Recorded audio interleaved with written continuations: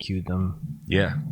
And so welcome to another exciting installment of a good old-fashioned podcast episode. Yes, we are old-fashioned, like the 1800s. Yeah, I don't know if I'm going to have much to even fucking talk about because my mind has just been so like caught up with the like the website and the fucking setting up the stream. Like, because like with setting up a stream like that, like you have to go through all your old content and then like find the clips that, I mean, I guess it was easier for me, but it's like if you're trying to fill out a 24/7 stream with just the podcast content, like that could be a little difficult. Well, hold on. How many hours of podcast content do you have now? Oh, I mean, no, it must be like over 50. No, that's not the problem. The problem is because if I just put up a video episode, I'm like whatever, you know. But a lot of the podcast episodes have like a lot of racy material. Yeah. So it's like if I are you putting that forward or are you cutting it?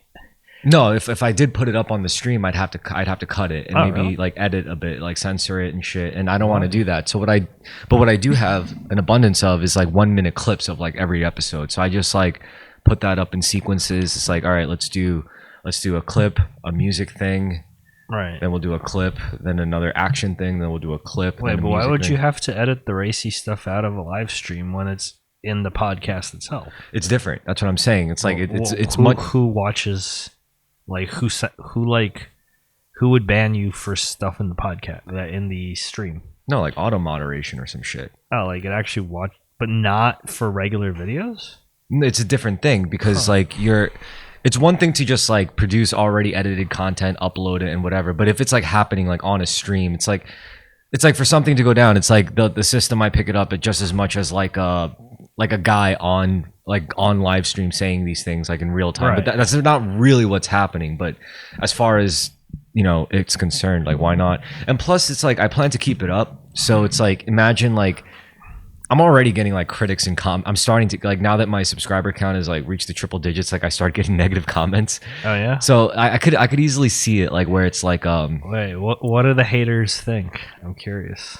No, it's nothing bad. Like nothing really bad. Well, like, is it like audio quality? Is it like no? content? It's personal. It's like personal. It's like I don't like that Chris always says things like he he actually knows what he's talking about, and it's all. And he also goes, I'm trying to like live a sober life, and I don't like how you guys are like drinking and smoking tobacco and shit on the. And I'm like, whatever. Just don't watch. Like the video component is not integral. No, but this is just the beginning of that sort of thing. Like I understand that. I know that the longer I keep doing this, like if more things, and eventually it's gonna get like even worse. I get it, but don't get me wrong. Like I've also gotten like a lot more positive feedback too. Right. You know, like people are saying like, "Whoa, this is actually a cool channel, man. Yeah, I'll be subscribed." Basically, like that's just what happens. That's the nature of the beast when you're like. Yeah. Throwing shit up on YouTube. Like I just want to let all the sober people know that just because we are drinking and smoking on this podcast doesn't mean you have to. Like, do not be influenced by us. No, they know that. I don't think like any, you know, like. Well, look, I'm just saying, like, if they need the extra disclaimer, maybe they're feeling weak today. It's like. No, I don't think any of them are like that. Maybe. Okay. I'm just saying, like, you are your own person. You don't have to follow the crowd. He just said he didn't like it. He didn't say it was adversely affecting me, you know? He didn't say it was like, this is like, it's influencing me negatively. He just said, I don't like it. I was like, okay. Well, and then when I said, thanks for the feedback, he was like, no problem, brother. Can't wait for the next podcast. And I was like, okay. You know, like, some people just want to talk shit, and it's like, fucking let them, you know? Okay. Any other ones stuck out, or? No, but this is tying back to what I was saying, like tying into what I was saying about the stream. It's like I could easily imagine, like if the channel gets bigger, the stream gets more, because I'm gonna add more content to that block. Right now, it's just like an hour's worth of clips and stuff, and just looping. But I could add more and more things to that playlist, and eventually it expands to like more and more hours, and it loops that. Oh. What I really want, ideally though, is to not have to use this fucking home computer and to just like rent a server. You could do that too. Set up like a virtual machine and just have it running 24/7, so I'll never have to worry about it. You still have to worry about it, but it's like a different set of worries. Yeah, for my current worry is just if I ever get like a power switch outage or something in the building or something, like then it's gonna. Look, if your live stream goes down, it's not the worst case there. No, it's not. It's just a pain in the ass to set it up again because you got to use a new RTMP key set up and shit. But you're right. It's not. I mean, the thing is, it's just for the numbers. You know, it's cool to have like a stream running for like a long time. Like the lo-fi hip hop people. Yeah, it's exactly what it is. Yeah. I wonder how they did that. Well, exactly how I did it. Yeah. Yeah. Oh, interesting. So but like that's how I learned how to do this shit. Like I looked up how to make a. But is it like a loop for them, or do they add to the playlist? You could add to the playlist. It just loops your playlist. Oh, I see. So they can like add and remove. You could do it two ways. You could put all your content onto like a video editing software and export it all into one file, and then just loop that one file. Or you could have all your files separate and upload that playlist, and you could arrange it, you know, like copy and stuff like that. No, I'm just like, what I'm saying is, if it's gonna run longer than 24 hours and you want to add things to it, right? If you just make like a whole single video, you cannot, right? You'd have to replace the entire video. Yeah. Whereas if it's a playlist, you could actually just shove shit in there. Or you could have that. You could have that like long big file playing, and then just dump like a whole playlist on top of that and loop the block and your playlist. It could do that. Yeah. Actually, you know what you could do? Possibly you could make a Spotify playlist. A Spotify playlist? Yeah. I'm not trying to put any like too much of my eggs in the Spotify basket, to be honest. Oh no, I'm not saying like you should put a lot of them. I'm just saying like you could be like, you know, your music, other people's music. That kind of shit. No, like that's just, but I guess I respect curating. I do as an art form. Don't get me wrong. It's not my. I don't want to invest more time into that on Spotify of all places. Oh, I agree. I'm just throwing it out there. What I want to do is I want to keep facilitating this platform, so it's not just my media. Like I could have you bring your fucking modular kit, and it's like, let's just record one song, or you could record a couple songs, and then I could even feature that segment not just in the stream, but as a separate video, like a Terrorisk special and all that shit. I hear you. And I don't know, maybe people. I think my friends are gonna get it. They're gonna get it eventually. They're gonna see what I'm doing. They're gonna be like, oh shit. I mean, I could use this, and I'll be like, yeah, you know, like yeah, you can. Dude, you know, you could have like a Terrorisk live stream like DJ party. I mean, the DJing stuff is tricky though. It is because you have to work around the copyrights for music. That's why you don't see so many fucking DJs on the internet anymore. I see a good amount, but okay. No, I mean not nearly as much as you used to back in like the early 2010s. Interesting. Yeah, DJs were making entire careers off of just posting their sets on SoundCloud. But the problem is that caught up because all these artists and producers were like, these motherfuckers are like making bank off of my song and their stupid little set. So that's why they clamped down on these things. And then now it's like DJs are pretty much asked out unless they go to like specific platforms or something that just like facilitate these things. Okay, so I would imagine, and maybe someone should do this with like Content ID, right? If someone makes like a 40-minute DJ set, right? Yeah. They could just Content ID each section and then just pay like the producer who owns the track. Yeah, you're absolutely right. But DJ that seems straightforward. But a DJ set is like what, like an hour, 2 hours long. So they're gonna do that with every single fucking song in that. Yeah. Why not? Because it's automated. Because that's not the rate at which DJs do their mixes. DJs don't like sit there recording one single mix just for the internet. No, they're like constantly going in and out of songs and like they're dropping songs. Of course. Like changing shit around. Yes. I mean, that's what it means to be a real professional DJ is every single one of your songs, you have like explicit permission by like huge artists to play their shit. But if it's like an underground scene, then you're not going to really care about that shit. Of course. No, but I'm saying like, you know, computers can like identify a song from like a 5-second listen, right? Even if you like pitch shift or whatever the fuck. Yeah. Right? So like, you know, you just, you know, get the monetization out by ratio, right? So if like that song plays for a minute, this song plays for like 30 seconds. Like, okay, you get like this fraction of a penny. That guy gets that fraction of a penny. And, you know, if it's like a 10 million view, like EDM like video and it's like 2 hours, like everyone who's like in there just gets like paid out. That'd be kind of nice. It could work. I was actually it could work. I wanted to run. I gotta do it. But you know, I wanted to run another idea by you. Okay. Actually, you probably know about it already. Remember when I said that thing where I was like, imagine a platform where producers can post their music, but every time like someone downloads, like purchases it off that site, the price goes up by like a very little bit, like maybe like a cent. No, I mean, you tell me that. What do you think about that? Like, I don't know. think about it. Yeah, it would be like the problem is you're punishing people for success, right? What do you mean? Because like if 100 people purchase your music, now it becomes prohibitive for everyone else. No, because if one person purchases your music, there's nothing stopping them from going out and like distributing illegal copies of it. Well, the fact that it's illegal and it requires infrastructure, yes. But there's no way to stop it. No, but I'm saying like, okay, but then there's no incentive for the artist where it's like, okay, this platform makes it so that after like 100 people buy my music, no one else can buy it. That's not true. People like you could pay $1,000 for a song if you want. Right, but I'm saying like if they sold a song for $5 to everyone, they'd probably make like way more money. Yeah, but it's not. That's already the model we have, and it's so congested, it's not fucking working. I don't think this is gonna work either. This is gonna be even worse. I mean, what do you think the goal is? What do you mean?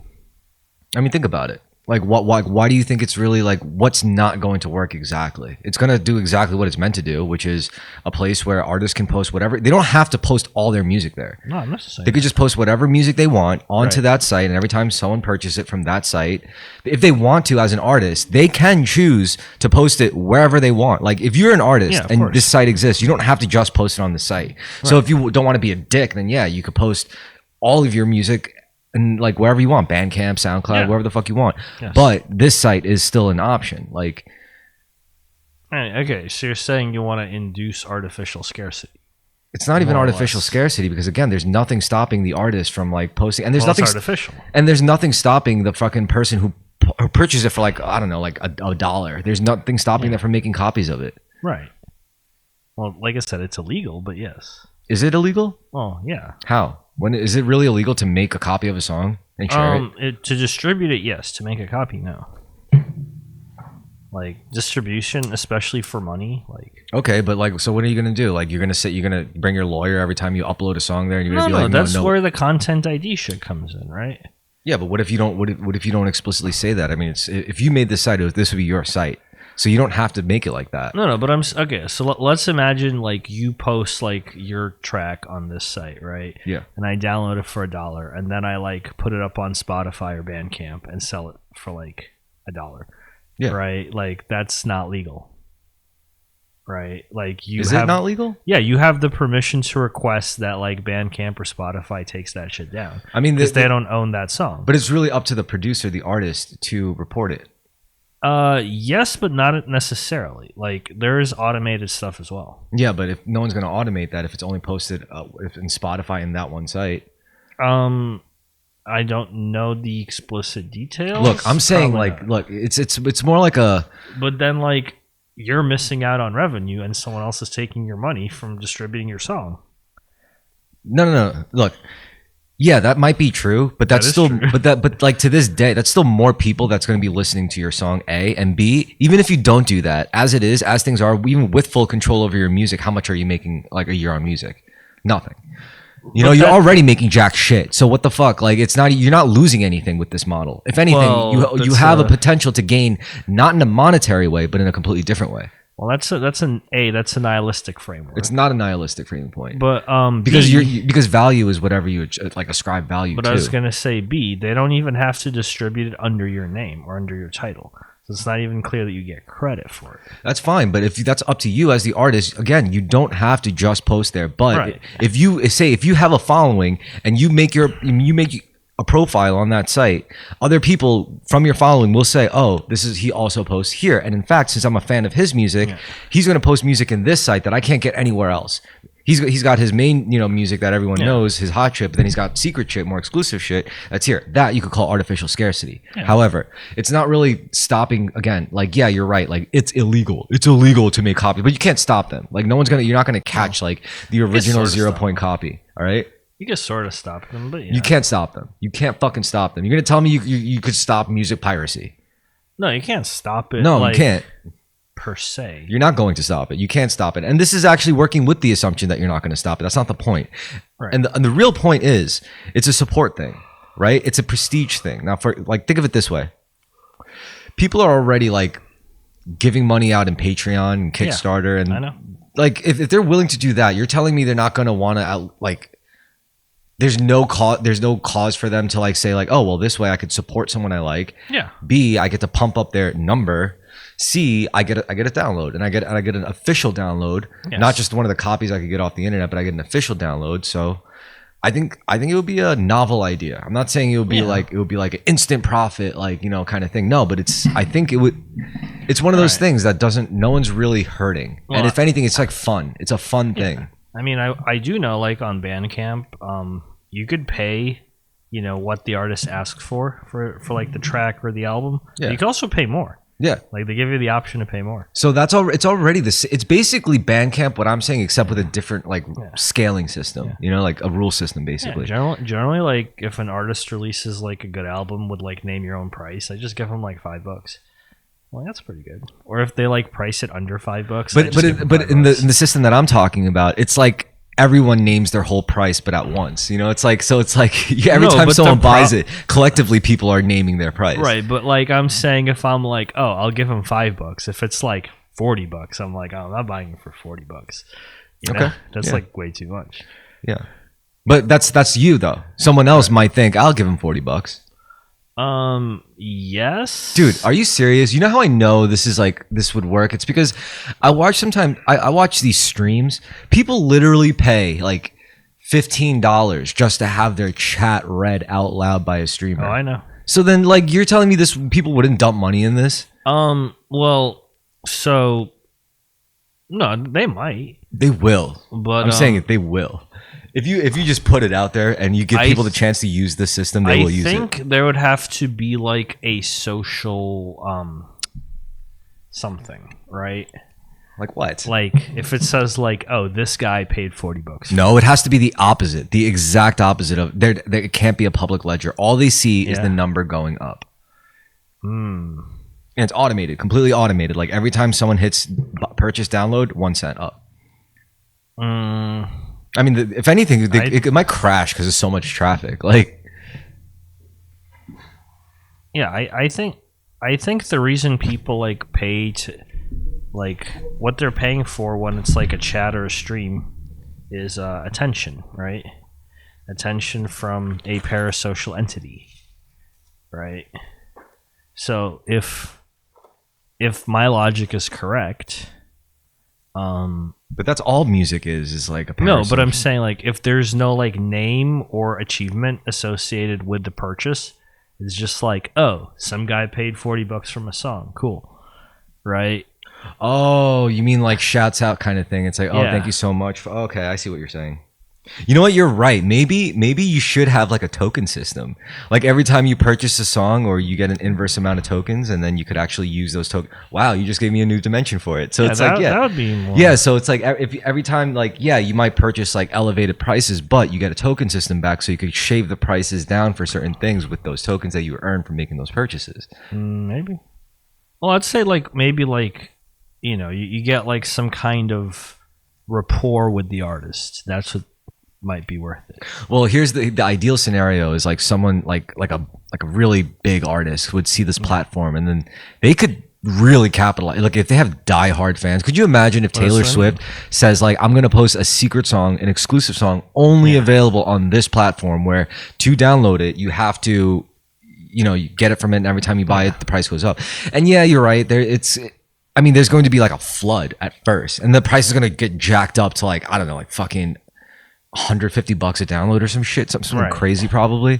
But people will pay it up to that point, and it stays there forever. So in the future, if someone wants that download from that secret song, they're going to have to pay $150. They're going to have to pay $150 in one. They're going to have to pay $150 in two. Right. Like, yeah, you could do that, but I'm saying, like, you know, Taylor Swift, like, it does nothing for No, the no, that fans was just slash that was Taylor Swift that was interaction. just an example. But I'm saying like any artist could do something like that.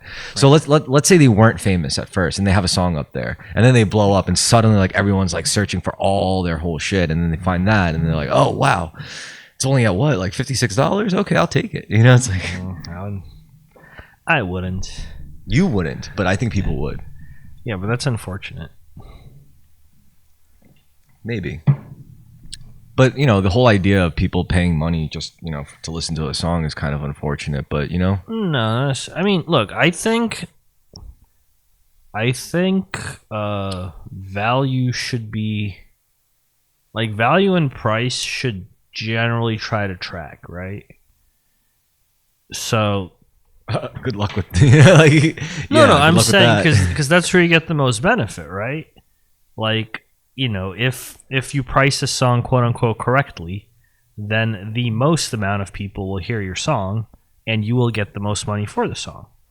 Yeah, but the value has to change. The price of it has to change as the value goes up. Well, I'm saying, well, that's like a whole different thing. Like, dynamic pricing and economics is like a different field.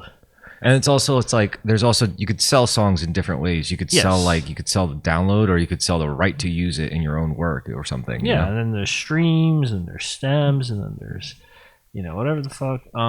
No, but my point is, like, if you get the average price correct, assuming you only get to set one price, right? Like, you might get, you know, like 10 times more people, and then you'll get like Nothing. that much more money. And then you'll get nothing. Well, no, the problem with something like streaming, for example, right, is the price is way too low, right? Like, your song makes no money even if it's relatively popular.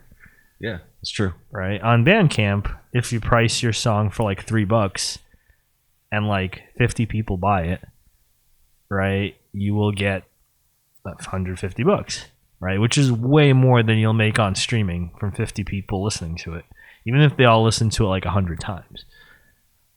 I don't think like selling your songs like that was ever the right way to just make music. I mean, sorry, to make money. I don't know. In fact, I think it's like kind of a pipe dream to like make money off of music. Maybe you could like do it as a job to sell your services as a musician, but I think that's different from making money on your music. No, I disagree with that. Like, a song can be a product, right?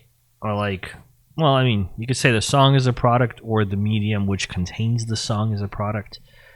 But No, which is it? Is it the medium or the song? Because like they're two different things. I mean, if you're not going to pay as much money for a blank CD as you will with a CD with your favorite song on it, right? Yeah, but then what's the point of paying for that when you could just download it? And that's now. That's what I'm saying. Yeah. Yeah. So, yeah, this is a digital data conundrum. But yeah, like, to the extent that data was scarce in the past, like, it made sense to pay for it, right? What do you mean? Like, okay, like, go back in time. Let's go way back in time. You mean to buy like a whole operating system off a disk, like Windows, like 98? Way back. Let's go back before the printing press, right? Okay. Like, books contained valuable information. Yeah. But to make a book, you had to sit there and copy it by hand. Right, yeah. On materials that were I'm very you know, I'm an avid draftsman. Yeah, but I'm saying, like, right, that made books like a very scarce resource. I could totally see it. So it's like, you know, are you paying for the materials? No, you're paying for the information, right, and the materials and the labor. Yeah.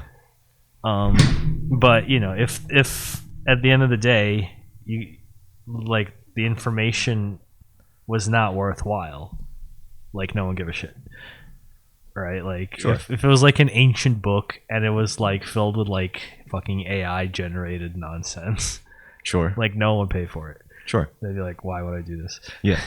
Yeah. So, like, well, I mean, this is like the capitalism paradox, right?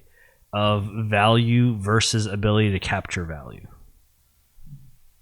Yeah. Right? Like, you can create things that are valuable, but that doesn't mean you'll be able to transact on the value. Well, what is value? That's a whole ass discussion. Yeah, I mean, because you can't just say like, oh, what makes the most money is the most valuable thing. No, or you can't necessarily say like, what's the most useful thing is the most valuable thing either, because there's plenty of things that people die over that has no practical use whatsoever. Well, I wouldn't go that far, but yes. So I'm saying like value is literally it's subjective. It's not exactly subjective, but let's go with that. Because there's different contexts for value. There's like, is this valuable in the context of survival? Is this valuable in the context of entertainment? But the context is not subjective. The context is objective. But the fact that you can ascribe different context to value makes value subjective. Not the things that you ascribe value to. Well, it's or not the frameworks you base your value on. Well, it's not inherent, but it's not subjective, right? I guess it's not. It's static. I mean, or I guess the context of the value. I don't know. Yeah, I know what you're saying. Yeah. Yeah, like it's not permanent. It's. So value is really it can be manipulated. We could at least say that value can be manipulated. So therefore, when it comes to things like, let's talk about the Terrorisk brand, you know? Okay. I'm not really trying to build a brand anymore. It's definitely a system, right? Okay. There's a system in place where we have this content, the content inflow, which I produce, you know, with the help of my friends, which I'm very grateful for. Yes. We make the podcast. So that's like already like a source of clips. I also produce music videos, you know, like those little, you know, so that's another bit of content. I could also do bike shit. I could do sword content if I really wanted to. Right. So that, you know, these are all like, that's one avenue of content, like video media. Okay. Then there's a nexus. I have a website where I could post that onto the website. And on this website, there's a page for a blog. Now, in this blog is all about writing. What do I write about? You know, what can I write that's like... Well, hold on. You don't have to have a blog. I want it. Why would you want to write instead of video? Because they tie in together. Now, I'll tell you why. So it's like, I have social media, right? Like I have a Facebook, I have a Twitter. So I'll post whatever on, let's say, this would be like one model of a system. So it's like, you post something on social media. It could be your Twitter or your Facebook, and you can post whatever you want on these things. There's really no cap. So whatever gets traction amongst your limited community or expansive community, however big your social media following is, you post whatever. And if it gets traction, if it seems to like pique the interest of like, you know, a certain number of people, then you expand upon that in a blog post, which is really easy to do nowadays. Nowadays, you could just load it up on ChatGPT and be like, turn this into a blog post, and then you could edit it. No one's gonna read that though. No one's gonna read that in itself. But listen, so it's like you post that, whatever iteration you have on a blog post, you post it on your blog page, right? Which shares the same thing as your podcast. So whoever hits the podcast will see the website. They go to the website. Oh, there's also a blog. Whoever happens to see a blog post, they'll be like, oh, look, a blog post. Oh, this also has a podcast adjacent to it. Let's click on that.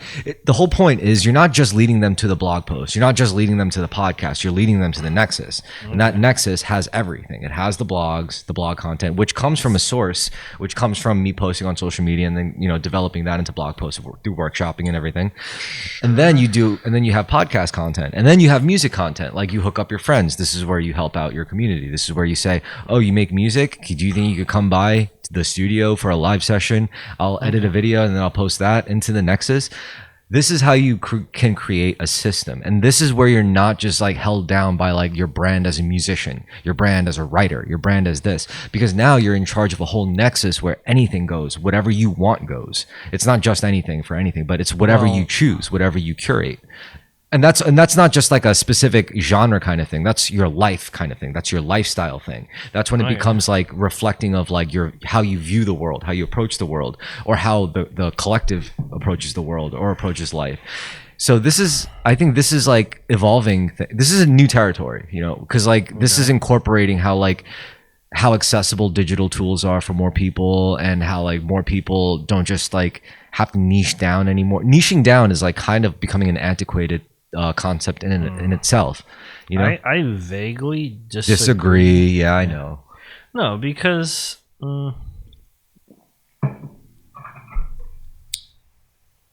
not saying it's not something to disagree on. I'm just saying like this is one way to go about it, and this is how I've been going about it. Yes. And it's more exciting, and even if it fails, I wouldn't regret it, because I don't think it can really fail as long as I keep making stuff. And I don't plan on stop making stuff. I don't plan on like stopping having thoughts. Like, I mean, look, I'm not trying to like knock anything you're doing, obviously. It's more like, I think there is strength in focusing on a medium. I never said there wasn't. Right, in a way that multimedia. Let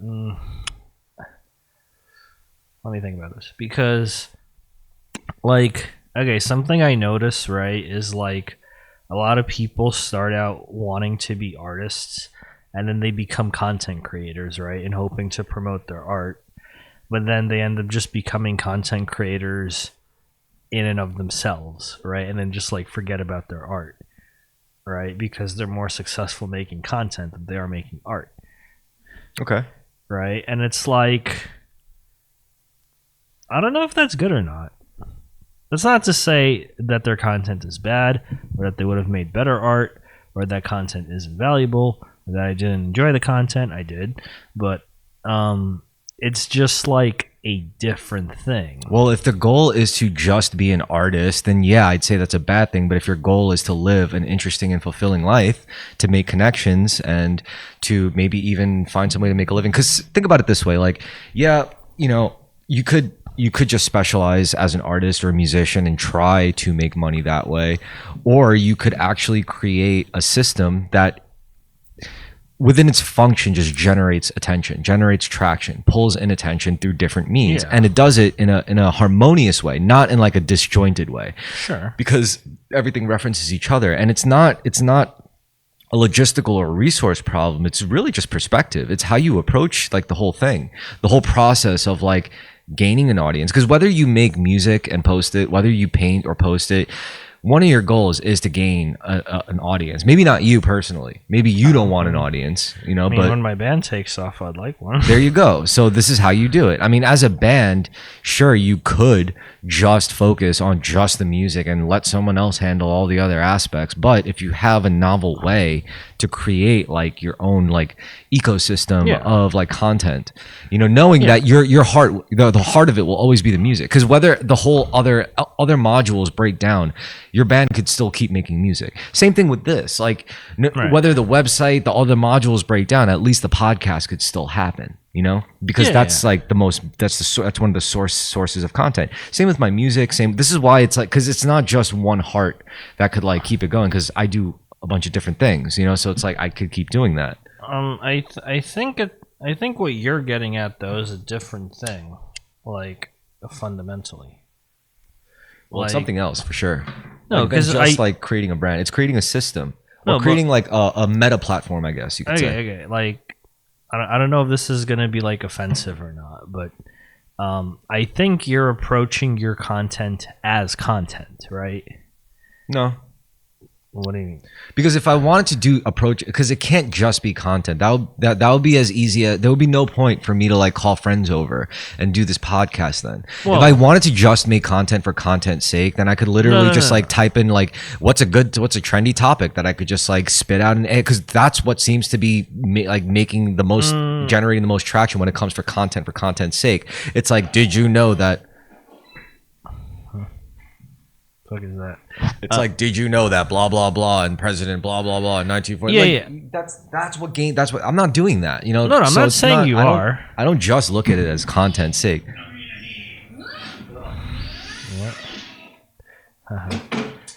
That's funny.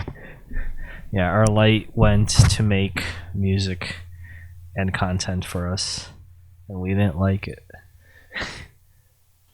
No, I'm not saying like you're making content for content's sake. No, and like I think you're describing a slightly different phenomenon. You're describing making content for popularity's sake, right? No, not really. Because it's also like a hub, you know? No, not your thing. I'm saying like if you were just to do like the trending topic of the day, right? That would be content for popularity's sake. That wouldn't be content for. But that's why content creators just become content creators. That's why they just make content. Right, but I'm saying I don't think you seek popularity. right? What do you mean? Or at least that's not your primary goal, which is what you said. It's a goal, not no. my But I mean, primary like your primary goal isn't just like get the most trendy topics, right? Like that's not it. But well, I mean, there's an about me page on the website. I could read that. You know, like no. But I'm saying yeah, you're not doing trendy content. You want your content to be a reflection of you, right? I suppose. But it's like I wouldn't put it in the art category. Like I mean, art is involved in the sense of like a podcast. Art right? is involved, I guess. Right. Nor would I necessarily put it in like the informational category in the sense of like, you know, you're discussing a topic or teaching it. I guess it's not really informative as it is thought-provoking, really. Right. So you could say it's inspirational content. Maybe sometimes, I guess. But it's like aside from content, it's also it is also a brand, and I do plan to. I don't sell, disagree with that part. I do plan to sell merch. You know, I do plan to like get a pipeline going for that. I have a Terrorisk shirt. Yeah, I mean, if I could just podcast. It's just actually you're wearing the Terrorisk shirt. You know what it is? It's like, yeah, you know, to me, I'm approaching it like it's a work of art, like a meta art piece. You know, it's like if I could make this like weird little system, I mean, the money would be nice, but it wouldn't be the only feature of it. It would also be like, you know, there could be opportunities into it. Like people could like from somewhere else could be like, yo, I love what you're doing with this Terrorisk stuff. You want to come by and hang out and all expenses paid? Yeah. You know, that would be nice. Like go out to Bali or some shit. Like, you know, it's a good way to network. If you want, you can hang out in my neighborhood. All expenses paid. Buy you a beer. I mean, there's also like, and it's already happened. You know, like I've already met people since podcasting. Like because like I never would have met Andreas. I never would have gotten to do like the streams with him. Yeah, I agree. Get him out to New York. That's gonna be a great time. You know, like that'd be cool. Yeah, and I don't know. Like so far, it's so like community and connection are all part of branding, I guess, and content creation. That's also a part of it, right? But I mean, I guess you could say it could also be part of art. Or maybe it's like art has to evolve now to include content creation because think about it, like every artist, or I mean, if anything, like here, let's get a little deep, right? What do you think I know. Before you get into that, I mean, I want to hear what you're gonna say, but I also just want to say real quick, like virtually every artist has to in some way become like a content creator on social media, except for actors, famous actors. You notice like actors, like they do fuck around on Twitter, but it's not a requisite for their job. Whereas if you're like a writer, if you're like no, so I kind of disagree. If you're like a comedian or something, if you're a musician, the difference I think is ironically actors were always a source of content. It's just the content wasn't self-generated, right? So, like you'd have like celebrity gossip. You'd have like they're the subjects of the content, not the engagers or the consumers. No, they weren't the originators, right? But they were like content subjects. Like they're the original, arguably content, right? Or they're not even content. They're like what you make. They're like objects, pretty much. Like locus of attention. So what were you saying? Yeah, I was gonna say, what do you think is the difference between art and content? Art and content. I actually don't see a difference. It's like what's the difference between art and a plate of food? There's a lot. Like what? I mean, can a plate of food be art? Yes. Yeah. Can content be art? Okay. Anything can be art. That doesn't mean everything is art. Exactly. I agree. Or with that. rather, if you make the definition of art to be everything, so I think it really defeats the point of the term. So I think my definition would be content can be art. Yes, but I don't think all content. I don't think it's art. Mutually exclusive. Yeah, for sure. What do you think is the defining difference? Okay, so I've been thinking a lot about that question actually. Like, what makes something an art? And I think that is somewhere between. It's in the line between subjective and objective. I think it's subjective. Actually, no. Let's start with the objective. Okay. What objectively makes something art is if it follows a specific criteria, and if it checks off the boxes within that criteria, it it's a piece of art. Now, what is that criteria? What is that framework? What is that list of boxes that it has to check off? Well, that's the thing that changes. That's the thing that's not solid or defined into one static like framework. You can't have that.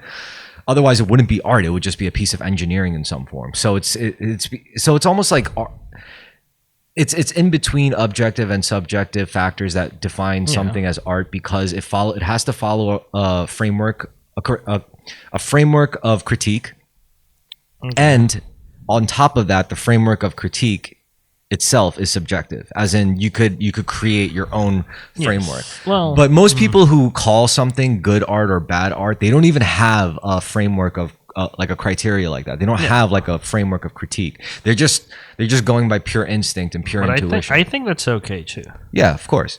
It's personal taste, right? No, I mean, I believe good art is visceral. Instinctive. Well, not instinctive, yes, but also like you can't help but feel a certain way about it. Mm-hmm. Yeah. Right? Like it like hits you in the subconscious. Yeah. Right? I think that's like a mark of good art. And that doesn't mean you'll like it, right? Yeah. Or it doesn't mean you'll hate it. Like you could have like a whole number of reactions. I think someone once gave me the definition that like art is something that like strongly affects your emotions. Yeah. I don't think that's like a fully encompassing definition, but I think it is like an aspect of it, you know? So back to what you're saying about like the differences between like content and art. Yeah. I think it could be like seen like on a spectrum. You know, like I think you could. I think there's a lot of overlap. I think you could change the dial. It's like mutually exclusive. Like let's say you make a post on like Facebook or Twitter. Yeah. I think you could turn the dial to make it like more content or more art. I think there is a way to add artistry to everything you do, like we said before. But it's a spectrum. You know, like you could consciously like up the art in something, up the artistry in something. You know. Well, I mean, I'll tell you my definition. I think. The difference between art and content. I mean, okay, I previously said it was the business model, but it's not exactly the business model. It's kind of the business model. It's the attention business model. Yes, it's about attention, not money. Yeah. Well, sort of. Like, I think the goal of art is quote unquote art itself. No, I mean I'm saying for content creation. Yeah, I'm saying the goal of content is attention. Yeah. Right. So it's the attention economy, not the not the money economy. Really. Well, the money and the attention kind of go hand in hand. If your model is, I mean, everyone engages with social media for attention, but not everyone engages with social media for the money. Yes, I agree with that. Yeah. Okay. Yeah. So, but I'm saying like art requires attention, obviously, right? Mm-hmm. But its end goal is not just to engage your attention. Its end goal is, to engage your attention for a reason that is beyond just holding it. You know what I mean? Sure. But like content doesn't have that issue. Like it doesn't care how it holds your attention as long as it holds it. Right? So like it could be like the greatest artwork ever, or it could be like a cat rolling around. Like to content, it's the same thing. Like if it's a 30-second clip, it's a 30-second clip. Yeah. Right? Like you watch for 30 seconds, then you see the ad. Like it doesn't matter like what effect it has on your life. So content is more liberating, if anything. Well, no, actually, because I mean, don't get me wrong. Yeah, I could think of a million reasons that could be contrary to that. But I could say the same about art. Oh yeah, art is very restrictive and hierarchical and blah. But that could say the same thing about content. Content is so attention grabbing and it's like entropic and all this shit. Well, I mean, you could say it's freeing to some degree. I mean, look, like to some degree, to the extent that good art can overlap with content. Right, you can make very good art in the content model. Yes, but that is a high effort move when there's so much low effort moves you could make. Right, like you were saying, you could just talk about like the current politics or like the current trend. Yes. Right, instead of doing something more worthwhile in Like your what? opinion? What's more worthwhile? Like this, right? I mean, what's this compared to what's just trending and what's whatever? What are we doing differently than that? What do you mean? Well, people don't inherently care about us, I guess. Okay, and then what does that imply about the content if people don't care and we're doing it anyway? Well, that implies that we'll get less attention. Therefore, no, I mean, what does it imply about the content? What do you mean? What does it imply about the content if like we're doing it anyway, knowing that it's not really trending or like a fad to consume, yet we're doing it? So what does that imply? That it's more art. No, I mean, well, besides that, like, what's a different word besides art? I'm looking for it's an A word, but I'm looking for something else. You tell me. Authentic. I mean, that's what I'm leaning towards. It's like maybe it's also this I'm not saying it's the defining factor of art, but maybe like a factor of it is like a level or an element of authenticity, right? Well, no, I think authenticity or sincerity, maybe. I think it's orthogonal, actually. What's that? Like red pill me on this word. As in, like it goes, like it doesn't move the scale in either direction. Authenticity. Like 90 degrees to the thing, like. Content art, like authenticity's this way. Like you could have very authentic content, you could have authentic or inauthentic content, you could have authentic or inauthentic art. It doesn't really change where it is. Okay, but what if it says something to the quality of something? It can, like the quality of the art or the quality of the content. Well, I mean, I think. Like, I think great art can be inauthentic. I think great content can be inauthentic. But I like think great personally, content can like, also be authentic. Do you prefer authentic or inauthentic? It depends. I bet it does depend because a real complicated. I mean, I'm not saying. I think most people are. Most people are complicated unless you have some mental disability. I think everyone generally is complicated, and if you're a complicated person, then yeah, you're gonna want some art that's really inauthentic just because you fucking like it, and you're gonna like some like authentic art because it like hits you in the soul, but like or the heart or whatever. I don't know. Well, I would say like. I don't know. I believe there is authenticity and inauthenticity and inauthenticity and authenticity, right? Like to the extent that we're just here talking, it is fundamentally a performance. Yeah. Right? That we are conscious of. Yeah. Right? So even if we're being authentic, like, are we really authentic? Or are we performing our own authenticity? Well, that's what depends on how much we drink, I guess. No, that's what actually no. That I want to recall this. I want to recall this to my martial arts training.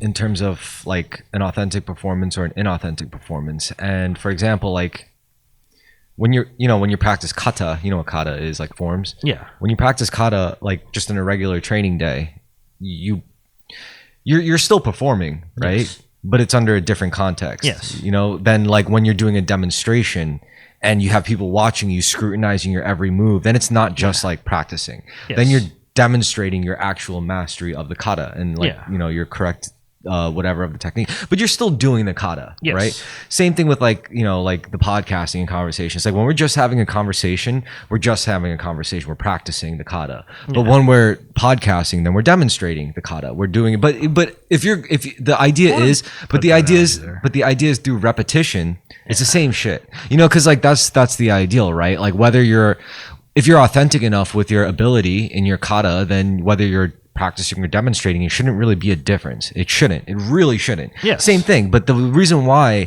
I like this podcast and the reason why the few people who are subscribed to this podcast, the reason why they like it is because they get the sense that when they listen to this shit, this is how we sound in real life, which generally that's not a fucking lie. Like when you could at least say that much in terms of authenticity. Like when we talk on the mic, this is how we generally talk in real life. Well, I will say we hold back a lot on the mic though. We do. We hold back. Hold on. I will say in a grand matter of irony, I think since you started the podcast, you started talking more like a podcaster in your normal life. I don't know if you know. How does a podcaster talk? Well, you started talking like much more clearly, much more authoritatively, with much more diction. Is that bad? I'm not saying it's bad. No, I mean I don't think that's that's just a podcasting thing. That's that's just practicing like yapping. If you yap a lot, you're gonna get better at yapping. Look, my point is, when you stare into the podcast stares back at you. You know, that's what Nietzsche said on his podcast, which had like 1 million followers. Beyond Good and Evil. No, you know what really podcast. But you're actually not wrong. You know what it really is that helped me? Actually, it probably did have something to do with it, but another thing was since I started teaching like sword classes, I have to be that way. And like I guess anything with a public speaking role. Yeah. Cuz like think about it, I didn't even realize I was doing it. It was just like when I first started teaching classes, I think it was like last summer. Mm-hmm. I was like, what, like, how am I supposed to do? Because that's a nerve-wracking thing if you've never done it before. Yeah, of course. But that when I by the time I was teaching my first classes, like my confidence was already like really high because I just won the sword tournament. So I was like, I could do this. Yeah, and everyone knows me. They know my skill by now. So it's like I could teach a class, and they trusted me because they so it made it a better like a process. So ever since then, it's become easier. Now when I podcast, I talk about all sorts of weird shit, and I also practice like the whole assertive oration and all that stuff. But with the podcast, I get to talk about all sorts of weird shit. So when I go back to the dojo, I get to like make all these funny like references and metaphors and all this shit. Sure. And so that makes me more personable in the dojo, and I get a few laughs instead of like super serious all the time. And it's like, it's like sometimes I'll be like this, and it's like I'll be like, yeah, don't do that. It'll be like I don't know, it'll be like putting on a wet condom, like when I talk about like gear getting wet, and then they get a laugh out of that, so it's like, or it's like, I don't know, some stupid reference or some shit. Right. But like, something like formality, something like professionalism, right? That's not inherently authentic. No, it's not. Right. But it doesn't mean that like someone teaching you professionally is an inauthentic person. Right. True. So I don't think authenticity. I'm not gonna say authenticity is overrated.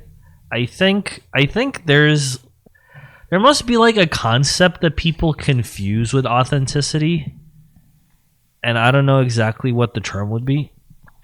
No, it's because we don't even know. I don't name one person who's an expert on authenticity. No. I'm saying like I think the distinction is lying and misrepresenting versus not feeling it, right? It's like the difference between doing a thing you don't like and saying you did a thing that you didn't. Okay.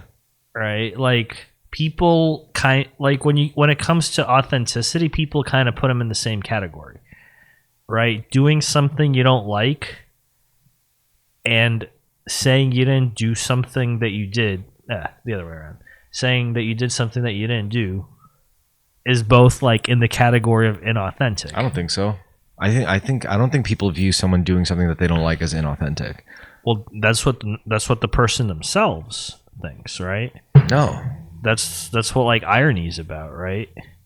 No, they're not. They don't think, those people don't feel like they're living an inauthentic life. They feel like they're living a shitty life. That doesn't make. I don't think those people view it as inauthentic. They do. No. I believe they do. No. As far as I know, they do. No. To me, an inauthentic life would be like,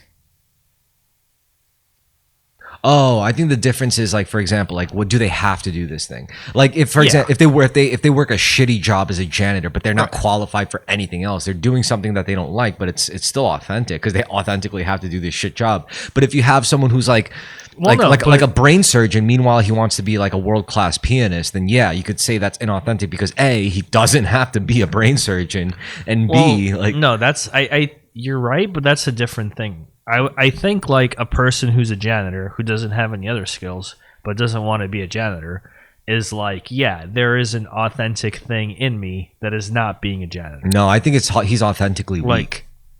Well, yeah, but like the whole point of the concept of authenticity in that framework is the distance, right? Like the distance between your imagined, perceived, desired identity and your actual position in life.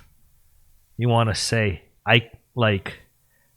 there are people who are going to be like, okay, I'm a janitor. I'm going to be like the most awesome fucking janitor, right? And there are people who are like, there's people like that. I'm saying there are, yeah.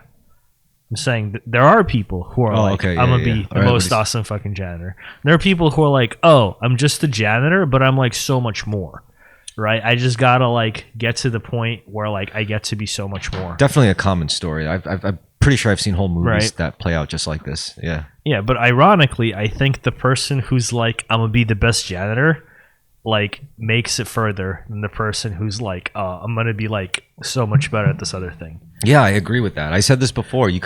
I was like, you shouldn't be the kind of person looking for a great job. You should be the kind of person who can make any job great. That's a good approach, I suppose. Yeah, but on the topic of like authenticity, I mean, but that's what I'm saying. Like authenticity, the concept of authenticity is used to distance one from their real identity, right? In their minds. Which is to say, I'm doing a thing, but that's not me. Right? I'm not being authentic. I'm doing something. But I think expressions of authenticity expands to more than just what you're doing. But I'm saying this is like the modern framework. I agree. I think it's like how you show up. Like authenticity is more so like how you show up in the world, you know, like. Yes. So it's not just like you could show up as like a monk who does nothing, but that's still pretty authentic. It can be, at least. I'm not saying it always is, but it can be. Yeah, but I agree with that. But yeah. So it's a combination of what they're doing, how they're feeling, and what they're thinking. No. So I disagree. I think the whole what they're feeling and how they're thinking is not as relevant as people would like it to be. What, in terms of authenticity? Yeah, at the end of the day, if you're doing the thing, you're doing the thing, right? And if you're doing the thing shittily because it's not really you. Yeah, but how well can you do something if you feel shitty about it? It's up to you. I don't know. I think. Have you ever been aligned? Like not like in like long stretches, even for a moment, like aligned in mind, body. Yeah, it makes it much easier to do something, doesn't it? Yeah. But the thing about, you know, like being like, yeah, I'm gonna be the best janitor, right? Like that's what gets you the alignment, right? I think there's you're right. I think it does get you the alignment, but I think you could do your way into alignment. I think you could think your way into alignment, and I think you can feel your way into alignment. All true. I think you can do all three. But I'm saying, to the degree that you detach any of them from your action is the extent to which it makes it harder. But the extent to which you attach is the degree to which it makes it easier. I think you're describing like one very, very prevalent problem for sure that's like plaguing society. Yeah. It's like when their thoughts and their feelings literally hinder their actions. Yeah. But then there's cases where their thoughts and their actions hinder their feelings. Yes. And then there's cases where their feelings and their actions hinder their thoughts. Yeah, misalignment. All of it's misalignment. Alignment's an interesting model. I just wish I learned about it sooner, like in my teens, as opposed to like my fucking like early 30s. I blame the internet atheists. Nah, I can't. I'm not, you know what? You might be right. I can't deny that. Actually, I'm wrong. I realize. No, I blame the actual religious people. You might be right there too. I wouldn't. No, I think like I wouldn't even know who to turn to for that concept in the early 2000s. You're right. No, and same case with me. It's just regardless, I still wish I came upon the concept like sooner in life, you know, because it would have helped me a lot. Like it would have helped me out. I can see that. But you know, like I definitely don't regret where I'm at now. I mean, some lessons you gotta learn the hard way. Yeah. I mean, it's really funny because like when I have like, you know, I'll get the occasional girl over, and it's just you know, some of them will be like, damn, bitch, you live like this. Not like because it's messy, just because there's like nothing and it's so minimal. But I like it, you know. Yeah, like that's that meme where it's like, you know, it's like a guy in a tent with like a sleeping bag and like a gun. Yeah, but I need the space. This is all men need. But I need the space for my cat, because my cat just can't be locked in like a box forever. I mean, you can have a lot of stuff and the cat, sure. No. I mean, I could have a smaller place if I wanted to. Like, that's fine too. Yeah, Staten Island, get all the space. Yeah. So, you know, that being said, if I wanted to, I could probably live in a smaller place in a better location or for a cheaper price. It's just, I don't know. I worry about, my cat. Like, like if you work from home also, it doesn't matter where you live. Yeah. Although I have been thinking about moving to Florida. Florida. Rent is cheaper. Nah. No winters.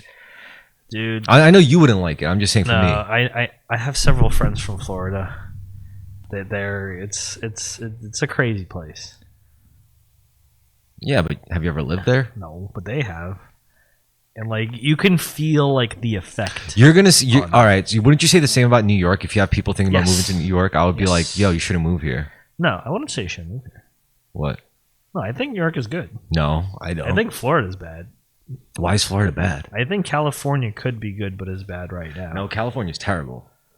Yeah, but like it's not inherently terrible. It used to be good. Actually, I would move to like North Cali. North Cali's still good. I would move to North Cali, but it's expensive. I think Florida's cheap. I think Florida's like all bad. Really? In my opinion.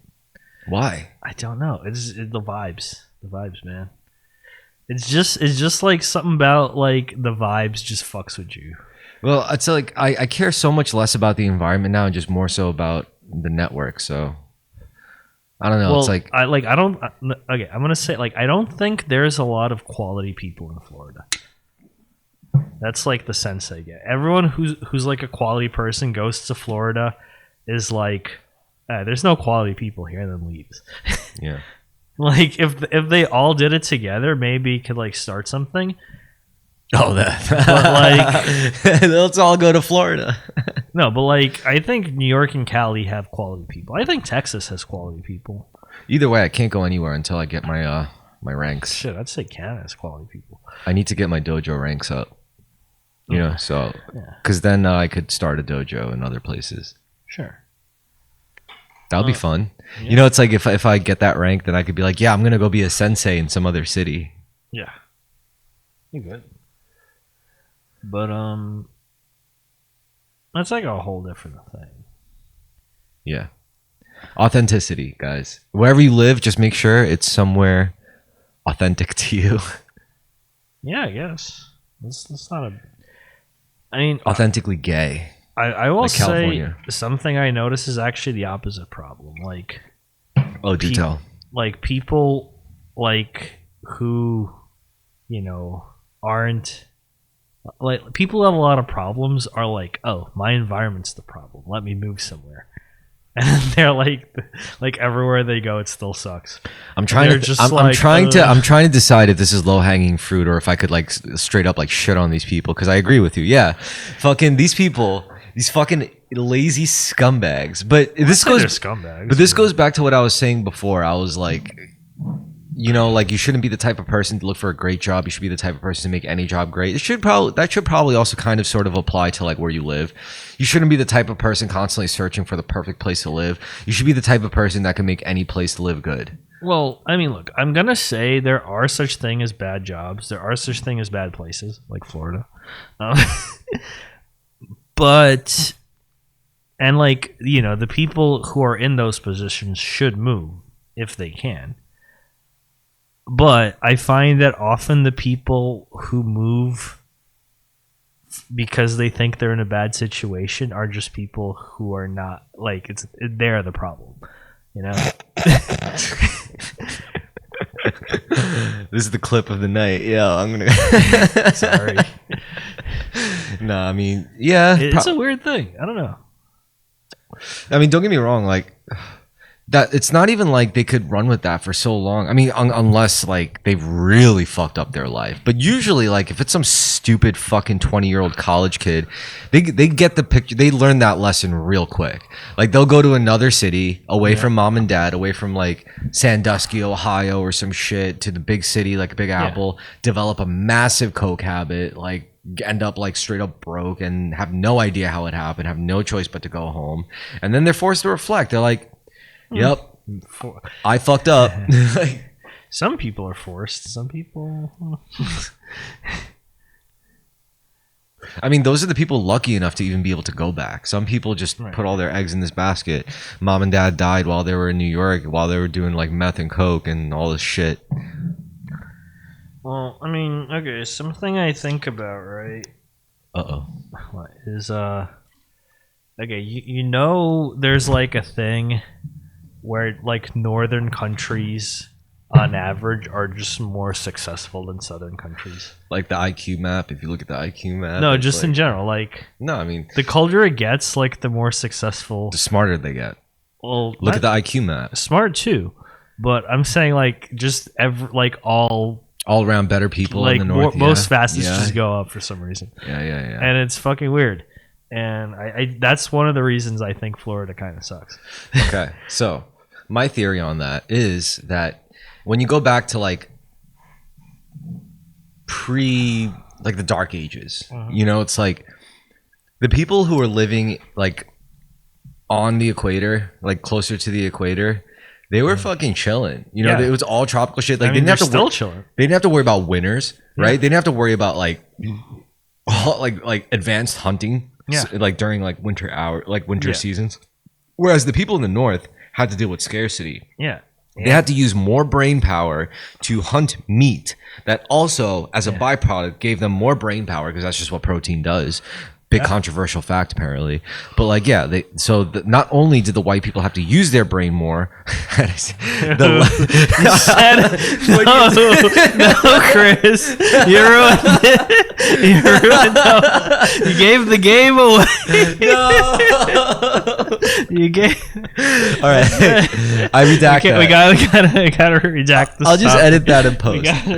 But not only did the people of a lighter complexion. It's just geography, bro. Yeah, there were black people in the north. There can be.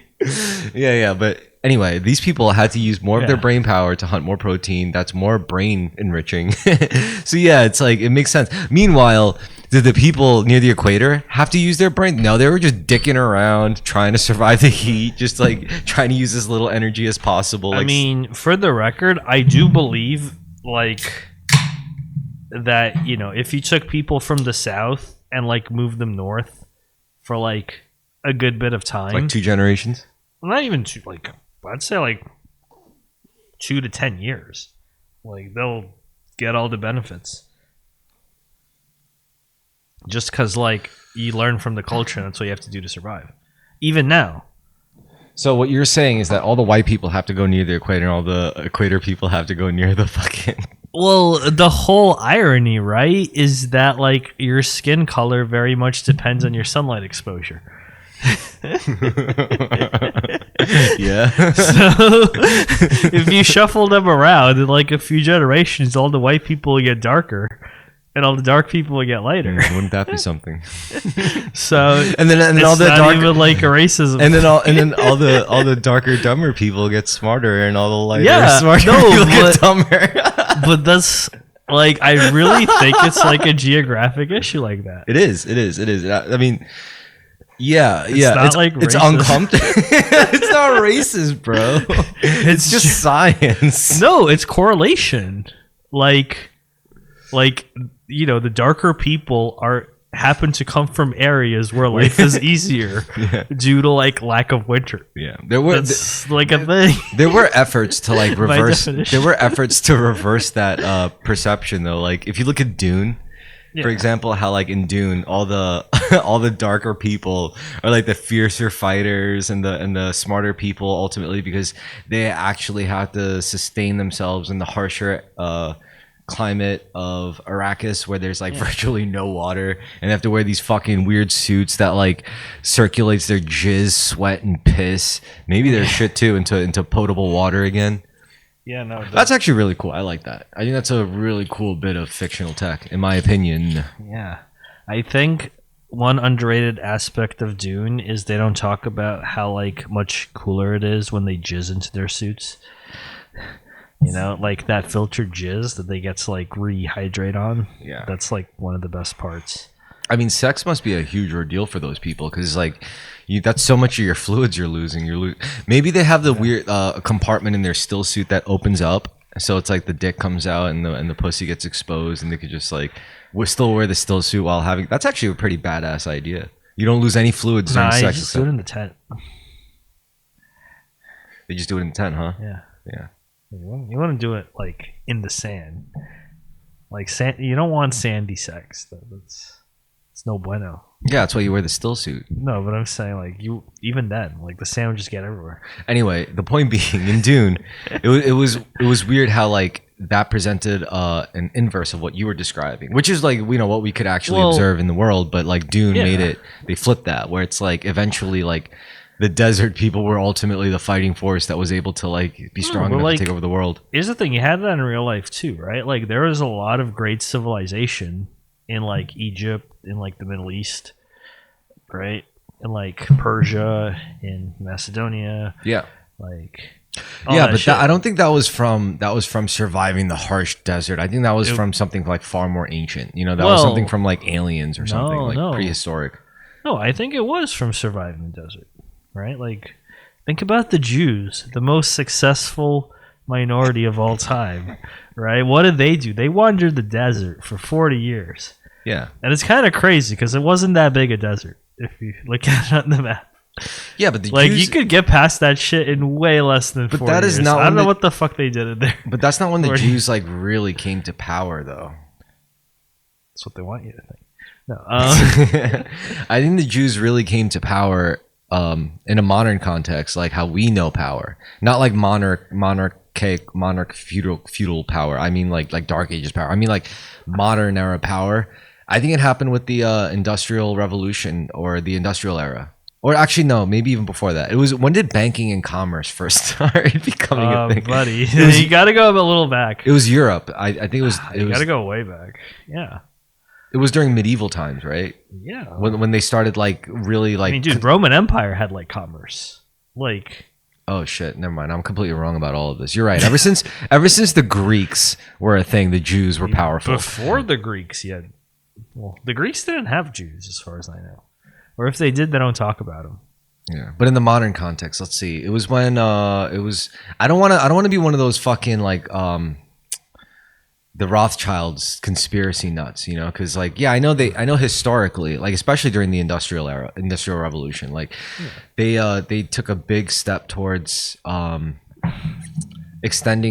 basically distributing the family all across. Like this one guy had mad sons and he distributed them all across Europe, and he was like, you guys are gonna set up the most successful banks ever in each of your respective areas, and they did that. Were they Jewish? They were Jewish. Rothschilds were Jewish, but I don't know what you're talking about. Like I never heard that story. The Rothschild story? I don't know anything about them. I just know they're like successful and conspiracy shit. No, I mean, if the governments have conspiracies surrounding them, then so do like the richest families in the world. I'm sure. Oh, well, like George Soros, for example, really does do like half the shit he's accused of. Fuck. Right. I just regret stepping. But I don't think that's like a Jewish. I just regret stepping in this whole Jewish hole because it's such a multifaceted. I'm not going to say problem, because then that's going to make me sound like, oh, how do you solve the Jewish problem? But I'm saying it more in a sense of like,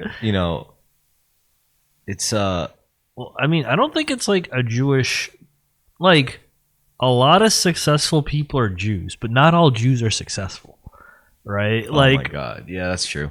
Like, it's like saying like, how do you solve the men problem? Where like men are successful. It's like most men are not successful. No, I personally, right? You could say like, oh, men control the world, but personally, like most men don't control the world. Personally, like, I'm not one of those people who thinks like the success of Jews would ever be a problem. Because like, first of all, the success of Jews led to Christianity. If it wasn't for the success of Jews, there would be no fucking Christianity. Well, if it wasn't for the success of Jews, there would be no Hollywood.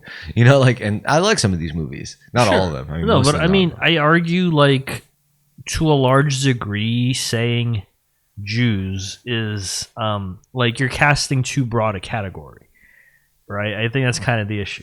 No, I don't think so. It is a broad category. No, but I'm saying like if you're like, oh, it's the Jews running the shit, you get like, the amount of Jews running the shit is like a tiny portion, and then you hit all the other Jews. But it's still Jews running the shit. Right, but like, there's also a ton of non-Jews. I running know, this but shit. not as many Jews though. Apparently, Well, Jews are disproportionately successly. that's but that that's a more specific. Right, but that doesn't mean they're disproportionately like the majority of successful people are still like white, like Anglo-Saxon. That's Protestant. not fucking true. Yeah, it is. No, the majority of successful people are fucking like Chinese or some shit. No, but I mean like in America or whatever. No, I mean in the world. Oh, sorry. Okay, in America, right? Or like in the Western. Well, Jews are global people. Yeah. Like they're not Sure. just American. Like No, Jews are more than Jews but are I'm bigger saying, than America. like- Can we at least agree on that? Like, Yeah, obviously. But I'm saying like in the Western world, right? Like the majority of successful people are like non-Jews. Right? Is that true? Yeah, easily. It's like probably like 10 or 15 to 1. Right? What if you counted all Christians as Jews too, like just offshoot of Jews? Then it'd be very much Jews. But There you go. but they're not. I mean, Jesus was a Jew. Yeah. But I'm saying like to the extent that Christians are not Jews, it's mostly not What do Jews, Christians do so differently than Jews anyway? Is that a real question? Like what do you mean? Besides like the surface level shit, like like It's like it's like what do Muslims do different than Christians? well, I mean, like, plenty of things. Like Yeah. Muslims make their women wear these weird costumes. Yeah, sure. And some Jews and Christians don't do that. some do. Do they? Well, go to Borough Park. I don't know. They're not costumes. That's just a uniform. Uh, It's like a school uniform. Jews are just like these people that are constantly in school because they're always learning about God and Judaism. So that's why they have to wear a school uniform all the time. well, look, in Islam, right? Like they don't let women show their hair, so they make. Well, them that's wear- it. That's more of a shame tactic, right? That's Right. more of like you should be ashamed of how Yeah, sexy but you are, what you you're stupid slut. but what you're not noticing or may not be aware of is that like the really religious Hasidic Jews, those women all wear wigs. I know about that, and that's So actually that's kind of like the same thing. At which the is end of the very day. funny though too, because like, what if like the wig is sexier than your actual hair, and they wear it because it follows? No, What do you mean no? it doesn't. Like You don't think a woman's wig could be sexier than her actual ratty ass hair? it can, Yeah. but that's not what's going on. I'm just saying, imagine that though. Like, it probably happens a lot more often than you think. I don't know. I mean, if you're doing it with conscious direction and your hair does suck, Yo, you then know sure. what? Yo, I can't believe you mentioned Borough Park. You know what I hate about working at Borough Park? What? The fucking kosher food. I mean, Oh yeah, it's terrible. I don't. It's not even because it's kosher, it's just because it's bad. Is it? Yeah. Like kosher food isn't inherently bad.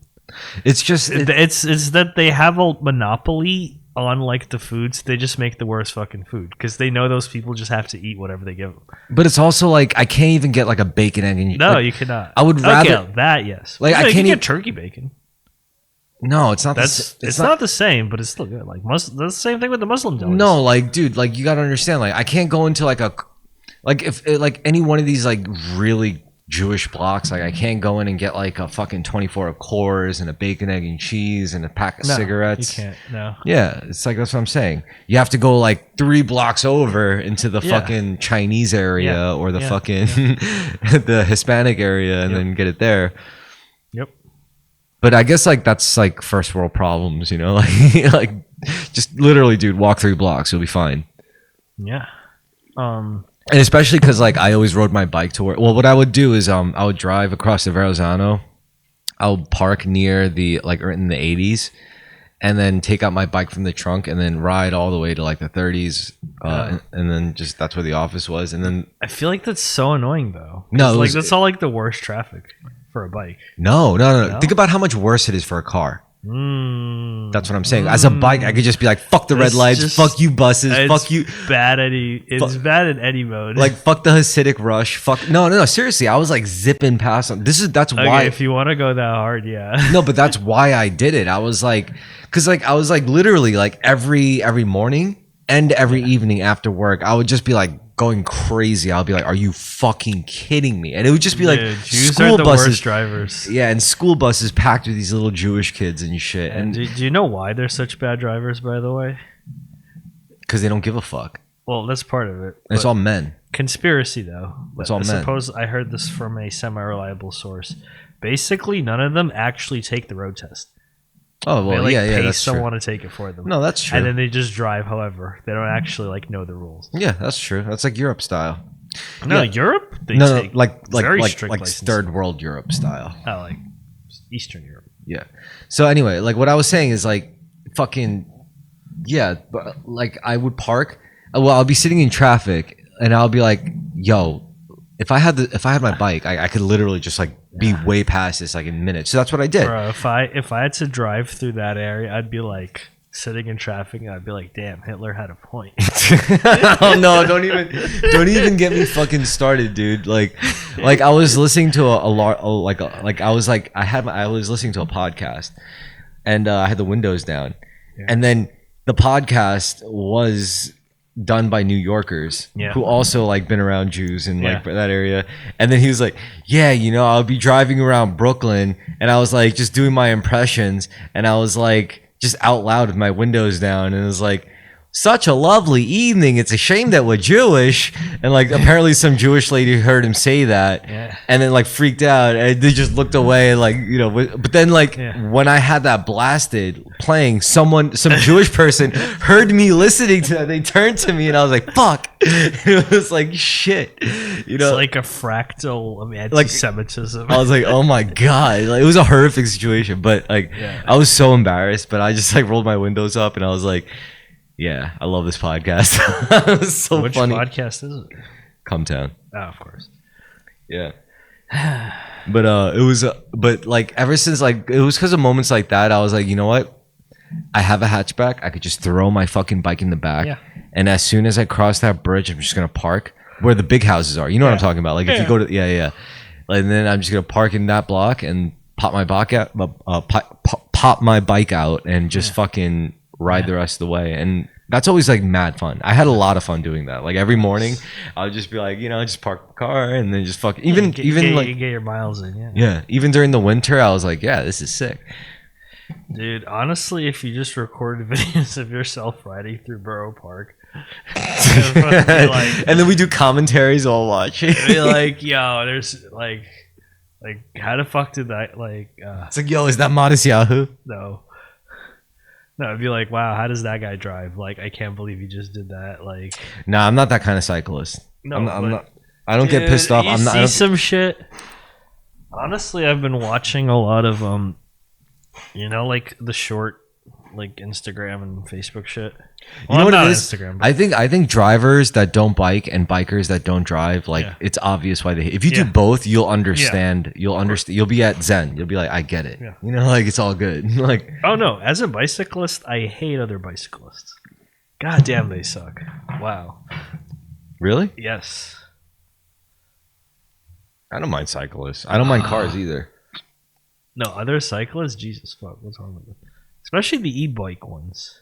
Like, what do they do to bother you? They would like pass me 15 miles faster than me, like as close as fucking possible, for no goddamn reason. So what? They didn't with hit no you. Signaling. Like, yeah, well, if I like swerve to avoid a pothole, they'll just fucking run right into me. Actually, no, I know what That's you mean. fucking bullshit. No, I rode with you. And before. like, you ride like a commuter. I am a commuter. Yeah. I ride like a dickhead. Yeah. That's okay. No, I mean, because that's how messengers ride, because they're not riding for safety, they're riding for speed.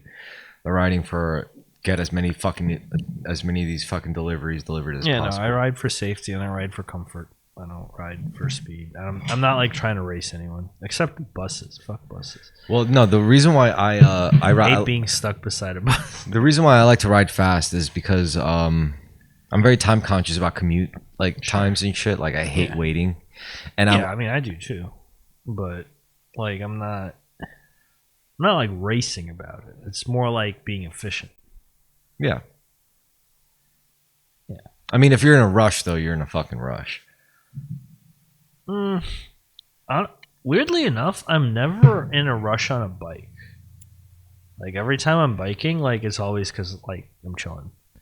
Yeah. Like I'm never trying to like get somewhere quick. Yeah. Or if I am, it's like it's just not gonna happen. Have you ever owned like a fast bike though? Sort of. I guess. Maybe. Maybe. Like what's fast? Like carbon fiber? Like no. No, like a bike with a certain geometry that's just very aggressive. Yeah, and that's my current bike. Yeah, with like a high gear ratio. Yeah. I don't like it. It's too like It's aggressive. it's too stiff. No, it's like everything is like so immediate. Like you're just focused. You can't like chill.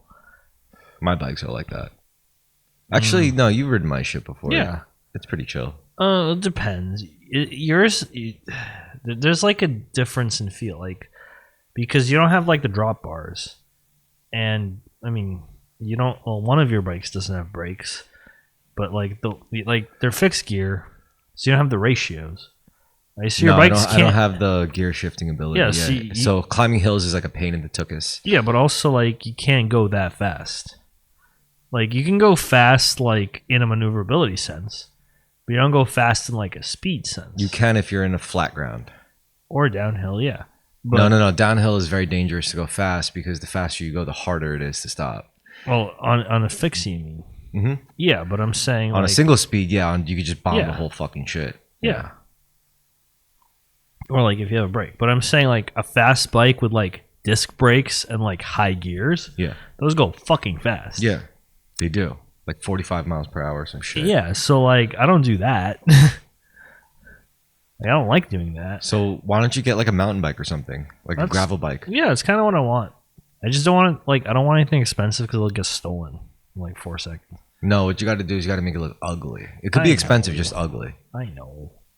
But that's like extra work. What? Making it look ugly. No. Give me like a couple cans of spray paint, like brown and gray, and I'll make also, it look. I don't want it to look ugly. Oh. Well, your bikes don't even look ugly. Your bikes look fucking nice. Yeah, but there's but the reason why it's like single speeds and fixed gears are nice. Like you could afford to have nice single speeds and fixed gears because there's so little parts that if you get like a really nice fixed gear stolen, that's like $1,000 down the drain. Whereas if you get a really nice 10-speed bike stolen, that's like $5,000, $10,000. No, I'm not going that hard. I'm just saying, like people pay like for those road bikes you see on the road. Those are fucking like a car priced. Look, I'm trying to get my bikes from like $200 to $400. Okay. I mean, do you really want a new bike? Not really, but I'm like thinking about it. What kind of bike would you get? Well, something that's more upright. Probably like gravel, yeah.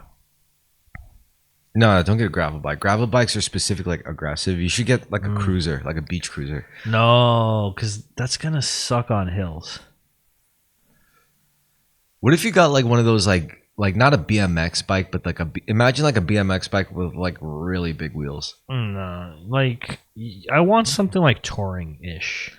Oh, those are nice actually. Yeah, like I'm still going back and forth whether or not I want. I think your bike is fine. You just you just need a bigger frame. You need because a little small for me. Yeah. You need because a bigger frame would be less like like. No, I just want a more upright sitting position. That's my big thing. An upright sitting position? Yeah. Well, you could just get higher bars. Yeah, I mean, my bars are pretty cranked, but the problem is my brakes are still on the drop. So like you have to like lean to get them. Did you ever use risers before? No. You should try those. Yeah. I think you would like it because that'll give you that upright position, you know. Yeah, but I don't know. I'm just feeling like a new bike, you know.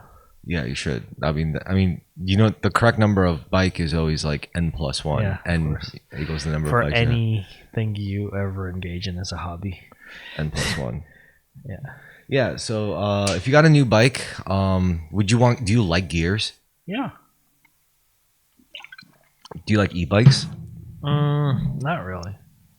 I've been debating an e-bike as well. Would you want like a larger wheel diameter or a smaller one? Because they both have their like pros and cons. The e-bike or for a regular bike? Any bike, like because the obvious con is a smaller wheel means like your bottom bracket is lower to the ground, and that's going to lower your. I mean that's also a plus though, because with the lower center of mass, you get like more maneuverability in a sense, stability. I want thicker tires. That's my other thing. So yeah, maybe like your tires are good. Like my tires are fucking like race tires. Wait, which one? Because they're both like different sizes. Oh, either way. I'm saying they're both thicker than mine. Oh, really? Yeah. So you must be running like 28s, like Yeah. 25s or some shit. Yeah, my shit's like super thin. Every time I'm like, I got. Like, Can it fit fatter tires? I don't want to though. Like, it's kind of like what it is for that bike, you know. No, you could. It's a tire swap is actually pretty easy. I know, but like, yeah. I like it makes those tires make sense for that bike. Oh, okay. Like I don't want to like, make it what it's not. I just get like a different bike. That is a different thing because it's like you could take a bike and like modify. Would you keep your last bike though? Maybe you should keep both bikes if you get a new, so you could have both. You know what I mean? Yeah. I think if you have two bikes, you could appreciate that one more, and you'll have like the other one for more use or less use, whatever. Realistically speaking, I will likely sell it, but I wouldn't mind having two bikes. Well, would you want to build it or buy it complete? I mean, if you build it, I could help you. No, just buy used. Yeah. Buy it used. Yeah. I mean, that's always fun because you get to see like. Sometimes you see like really like true steals. You're like, fuck, I gotta get this. Yeah. No, there's a lot in New York, especially. Yeah. And the bike I have now, I bought used for like $200. Yeah. That's like it served me so well. Yeah, I plan to build one more bike. Then I'm graduating to a motorcycle, so I'll have a total of like 3 bicycles and a motorcycle. Nice. Yeah, I think like I've been riding a lot of city bike, and like I just gotten used to like the upright position and the fact that they're so durable. Why don't you just get a cruiser like that then? That's too heavy. Like I'd want something that's like city bike, but not fucking. Well, I do know if you want an upright pounds. position, you can't be relying on like drop bars. That's what I'm saying. Yeah. So you got to get risers. Well, I just get like regular flat bars that are just not so like low. You could get like flat bars on your bike now. Why don't you get bullhorns? Bullhorns might work for you. It's so many options. And I have to like move the way my gears are arranged. They're like at the bottom of the handlebars, so I'd have to like move them. That's like a whole ass thing. No, I mean that's easy. You could always get new levers. Like it's well, for what it's worth, it's easier to get like a whole new. It's cheaper to get a whole new cockpit setup than probably like to get a whole new bike. Yeah, but look, I agree I can modify it, but like I feel like it's the right move. There's like by the time I'm done modifying it, it's like I could just buy a new bike, I suppose. I'm curious though to see like what new ride you get. We should go on more bike rides this year or next year. Yeah. Well, I mean, I'm not in like a hurry to swap, but like the current one is fine. I still ride it. Yeah. It's a little cold right now, but like, No, I mean when it gets nice again, I wanna. We could just toss our bikes in the car and drive somewhere like really nice. Yeah. Like Bear Mountain. Oh, that's like hardcore riding. Not really. No, I've never been there. You never been to Bear Mountain? I mean, sorry, I have, but not for biking. Yeah. That'd be cool. Like I've been there for like skiing and snowboarding and stuff. Yeah, no, there's cool places. You could help me film too. Mm. Yeah, by then I'll get better at wheelies, do some tricks. Yeah, well, you're like that's like your speed. And then get really fucked up. Go camping. That would be fun, a bike camping trip. Dude, I have at least one friend who does that. Yeah. It's like, yo, let's just bring our bikes, go camping. I need somewhere near a main road and we could fuck around near spots. Dude, like bike packing is like hardcore though. No, we'll drive. No, but I'm saying like drive or not drive, like bike packing is hardcore. Yeah. Like you're like biking with like 50 pounds or like 30 pounds on the bike. Like you really use those gears. True. Like I've done it once and I was like, whoa, holy shit. True. So we talked about the drones already, right? No, not on the podcast. All right. So the drones. The drones. Like even if we were to go on a bike packing trip. Yeah. You would still see drones right now, and I don't feel safe around those drones. Yeah, bullshit. What do you mean bullshit? You don't feel safe around the drones? Would you? They're not gonna do anything. You don't know that. Well, you will have to protect me with your sword. I don't know. I don't carry the sword everywhere. But what do you have to say about the? What Okay. Actually, it's such a thing. Do you think you could fight a drone? No. With a sword? No. I think you can. No, I don't think you can. I think you can fucking. Well, it depends on what kind of weapons they're going. Like if they're trying to ram you, you could take it out with a sword. If they like shoot you, like you're not good enough to deflect bullets yet, right? Yeah. Actually, there is a technique. Like when someone like pulls out a gun and you have a katana. Yeah, you try to stab them before they shoot you. No, that's not what you do at all. No, I'm joking. The real technique. So what you do is like the minute you notice the guy has a gun, you just run away in a zigzag pattern, so he can't aim at you, and then you just try to find cover. And you. I feel like it's not inherently katana related. No, it's just a good strategy. Like that's just what you do when someone has a gun. Like you just get out of there, right? You're like that's what you do when you have a katana. It's like, what about if you don't have a katana? Well, same thing. Same thing, yeah. It's like, well, the slight difference is you do the same thing, but you have a sword on you. Yeah, you know, like that's really all it is. Like, yeah, I know. So, I mean, that's usually what I tell people. Like, if anyone during a class or anything, like if they were to ask me, like, what do you do when someone pulls out a gun? I'm like, you leave, you run, you get out of there. Okay, how about this? If someone pulls a gun on you, but like you're like well within slashing range of your katana, do you slash them? Depends. Do I like this person or not? Well, they're pulling a gun on you. On me? Yeah. Is it a woman or a man? It's a man. Women don't pull guns on you. Oh, you can't be sexist like that. Is it like a? Yeah, it could be a child. You know, if a man pulled and they were in slashing distance. Yeah. I'd cut their hand. Yeah. Yeah. Wow. Yeah. Okay. Hand is smart. I didn't think hand. Well, the hand is easier to cut than any because it's the closest target. So you just straight up like fucking slice their shit off. Oh, no, I don't think I'm good enough to like if they're reaching for their gun. I don't think like I'm good enough to like slice their hand clean off. But I think I'm good enough to like actually dump a sword load on their hand and they lose a couple fingers maybe. You know, like that. It'll hurt and they probably can't like hold that gun. I'd hope so.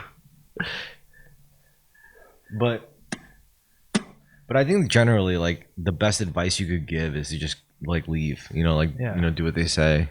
Yeah. Because you can't tell anyone to be a hero. However, if you have no choice, if you have like absolutely no choice, then just pull out what you got and just use it. Yeah, how about this? Imagine you're Kyle Rittenhouse, but you have a katana instead of an AR-15. And he tries to take the katana away from me. Yeah. That would be so sick. I'll be like, let's go. No, like, what would you do? Like, imagine like you're getting chased by a whole crowd. Like a kid tries to beat you with a skateboard. Like, and you have like a sword on you. I would run. Yeah, I mean, he ran too. I would run faster. I know probably would run faster. I could run faster. He wasn't that good at running. I would run. I knew Kyle Rittenhouse though. He had to use the gun because that kid could not outrun. Well, he like fucking tripped. He was a fucking Pillsbury Doughboy. Like, of course he would. Or maybe let's give him a break. Maybe running with a rifle is a lot harder than running with a katana. Well, I don't know. I mean, the closest I come would be like paintball. I just know Kyle looked like Doughboy fresh. Yeah, he wasn't fit. He was not fit. His assailants look kind of fit. Yeah, fitter than him. Fucking fit ass pedophiles. Like, what the fuck? But if that assailant, if it was me and I was holding a sword and not a rifle, I would run. I would just get the fuck out of there. Well, yeah. Because even if he took the sword from me, I could still run. Yeah. You know, like, because no matter, like, it's not the same as taking a gun away from me. No, I agree. Know? Yeah, because if he had took the gun, then it's like, oh no, like, yeah, you kind of have to kill him.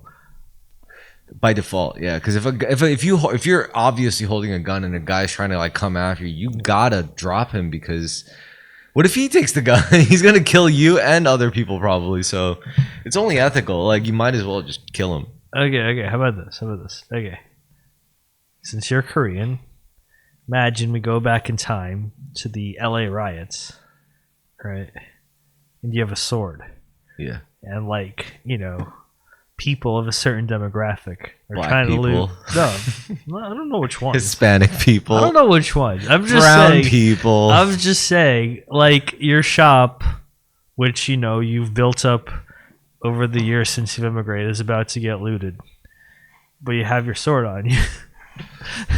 Are you gonna fucking slice him? No. No? You know why? I don't. Because I could do almost just as much damage with a stick. Sure. I mean, Okay, honestly, but it might be you'd more. fight him. So you'd fight him. Yeah, Okay. but I'm just saying it might be more merciful in these situations to use a sword because when you use like an actual like a bokken, That would slap. I mean, some could say that's even meaner. It's like, dude, like you could do nerve damage with that shit. Like, because if you know how to swing a sword, like really swing a sword, Yeah. and you give a person like a perfectly shaped like wooden stick that has the weight balance of a sword, you're like, dude, that's fucked up. Like I wouldn't want to get hit by that. Like, I mean, it's better than getting sliced. I'm just saying, like, if let's say like a guy had a bokken and the other guy had a sword, like the guy at the bokken wouldn't feel completely defenseless. No, I agree. Like he would be able to fuck some shit up. Still. Yeah, but it's like It's still nothing compares. no, you fucking die if you get hit with a sword. But I'm just saying, like, I would if in that situation, I could be like, I don't need the sword. I could just use a fucking stick. You just slap the shit out of him with a stick. Yeah, That's fair. Okay. that's the better way to do it. I mean, honestly. Well, I don't know. I mean, that's how I know I'll never be a violent person with my martial art. I'm like, I'm useless without like a stick or something. Right. But if you give me a stick, I could probably take on at least like 2 guys. Right. I mean, like 2 assailants. Yeah. Okay. Have you considered making like a martial art that requires you to ride a fixie? No. Where like you get like a sword and a bike? No. Like you ever seen like bike polo? Yeah. Yeah, it's like that. No, Like I wouldn't do that. Come on. That'd be super cool. I think that's more of a African Filipino thing, like where you have like a machete and you're on the back of a moped. It's like that could be a martial art in itself. That's like different. That's how is that different? That's real shit. I mean, I'm sure they do that, but that's like motor vehicle, right? What do you mean? Like, it's a very like different set of physics. Saying like, imagine like bike polo, but with like a katana. Just killing each other. Yeah. You get Like fucking jousting ass bullshit. Yeah. I don't know. It's like horseback, but like with a fixie. I mean, people have thought about this, I'm sure, like skiing with like machine guns, like little submachine guns. That's called James Bond. Yeah, shit like that. There's also like, I don't know, but the truth is like none of these weapons platforms work well with like a moving platform like that. Right. I'm not saying like fixed gear archery, right? That's hard. I mean, combat and these things just don't work well together. Like extreme sports platforms, like I'm not saying katana and snowboard. that would be cool. Yeah. I think roller skating could like be really cool too. Like imagine doing like a hood drive out with a Mac 10 on roller skates. You zip it like whoosh, whoosh, whoosh, Bro, that's just yeah. that's just Hackers. The movie. It's like you drop an EMP flash bomb or whatever, like and it just drops. Like what happened to my signal? And you just pop all of them. No cameras. That's. I mean, the guy who shot the CEO, he rode away on a bike, right? Could have had roller skates. Yeah, that would have been nuts. That'd be sick. You get like a whole squad, like a gang with just Uzis and like roller skates, just cruising through the streets, like. But if you gotta run away, just go upstairs. That would be a good video. They're fucked. That would be a sick video game idea. Honestly, it's like Jet Set Radio. Wait, That exists. It's like a zombie shooter with some machine guns, but you're on like roller skates. So it's like Jet Set Radio, but also Yeah. It doesn't have to be zombies. It could be like PvP. or it could be like a rail shooter. Yeah. You know rail shooters? Yeah. I like those. They're fun. Yeah, they are fun. You got any more beers left in the tank? Oh yeah. Let me get one of these bad boys. Yeah, no, I mean, Dude, you know, I think my favorite. Well, rail shooters are the ones where like you can't walk. It's just like a shooting gallery, right? yeah. Yeah, my favorite one as a kid was Virtua Cop. You ever played Virtua Cop? No, That game slaps. I like Time Crisis. Time Crisis is cool too. Time Crisis is awesome because you have the ducking feature. Yeah, I mean, but Yeah. Virtua Cop is like. You ever see those insane guys in the arcades with like they have the holsters and everything? They put the guns in the holsters and they play two at once. They're like, No, I've never seen that. Oh, it's That's so insane. funny. That's. Yo, the art is. I mean, I can't tell if it's ever gonna die or not, but the arcade shit is so cool. Yeah, Like the arcade legends. I think arcades are coming back. Supposedly, No. like lands are coming back. Well, it's all cyclical. People want socialization. They're tired of sitting at home. But they have socialization when they play online. Yeah, but I'm saying they want online in person. Well, fighting game players will never have that problem because they could always like Yeah. go to the local events. It's like, Yeah, well, oh, this, I think that's one of the reason, like fighting games are so popular, like Smash Bros. Like, because yeah, it's like but you communal. don't need arcades for that. You don't need like arcade cabinets for that. You could do that. You could do that at a venue with a console and a big ass screen. Yeah, but I'm saying like I think the communal aspect is a big part of why it's like a thing. Are you into gaming? I used to be. Did you play Cyberpunk 2077? No, that's Oh, way man. too recent. That game is good. I know. I wish you got to play it. Like then I could talk about it with you. But Well, you can still talk about it. Just I don't want to say much. I mean, all right. Let's talk about the cultural hit points. There's Keanu Reeves. Okay, hold on. Did you watch the anime? Yeah, I fucking love that anime. That's a good ass anime. you liked it, Yeah, I like the dude. You should play the fucking game then. No, but like, dude. Okay, here's my rant. Studio Trigger. Great Fantastic studio. Awesome studio. studio. They have terrible writing. But at least this time they didn't have to do it. That's what I'm saying. I think that's why Cyberpunk came out so good because it's like They didn't have to write it. They just had to animate it. Yeah, so like they had like competent writers and like fantastic animation.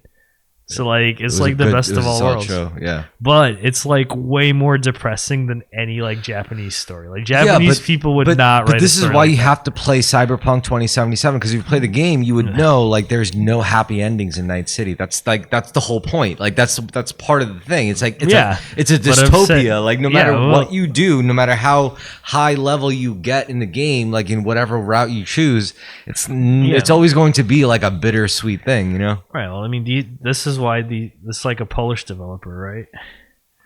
That's their like. Mentality. Well, The Witcher 3 was actually not like that. No, but it's fantasy. The Witcher 3 had a lot of yeah, but this is like CD Projekt Red, and this is what they do. Like, they Witcher and Cyberpunk are like their biggest IPs. Yeah. Well, they're not even their own IPs, but yeah, actually, you're right. Yeah, Witcher is a book series. And Cyberpunk is a board game. Yeah, like a tabletop game. yeah, But fucking with The Witcher 3, it was actually a very optimistic note. Now Cyberpunk was very depressing. Yes, but that fit the tone of the game because like that's just the way that's the way a dystopia works. Like, how could you have a happy ending in a dystopia? You could have vaguely hopeful endings, but they all came with their like weird, fucked up price. You know? Yeah. Which is just like Dungeons and Dragons, you know, like in a sense. I guess. But that also, ties us into like Baldur's Gate. Which one? 3, the latest one. Oh, I played like I'm like pre Baldur's Gate. Okay. Played like fucking like Planescape Torment. You know. Yeah, but apparently Baldur's Gate 3 was like really. I played it, but like I didn't play the other Baldur's Gate games, so I don't know like how much better it is. But Baldur's Gate 3 was really good. Yeah, no, it is very well regarded. For I just don't have time to play video games. Like there's so many other shits I'd rather do. No, I feel you. Same here. It's like, just I can make music. Could like watch YouTube. be on a podcast. Yeah, but it's hang just out with my friends. it's just for me. It's like I agreed with you at one point, but it's like now that like I'm at a point in my life where it's like I don't have to worry about, oh, do I have enough money to pay for rent? Do I have enough money to no, get groceries? it's not a financial thing. No. Like, I'm saying for me, that's what it was. And it's not even like a financial thing. It's also personal shit. Like, oh, do I have, like, am I making sure I'm keeping up with this person enough? It's like, now that I'm in a position where it's like everything's kind of like, so that this is when I think about like redundant shit. Like, what video games are hot right now? Like, what fucking, like, you know, like, what movies have I not seen? No, but like, I'd rather like practice my instrument. Like, the problem that I find with video games, especially modern video games, is they are so disrespectful of your time.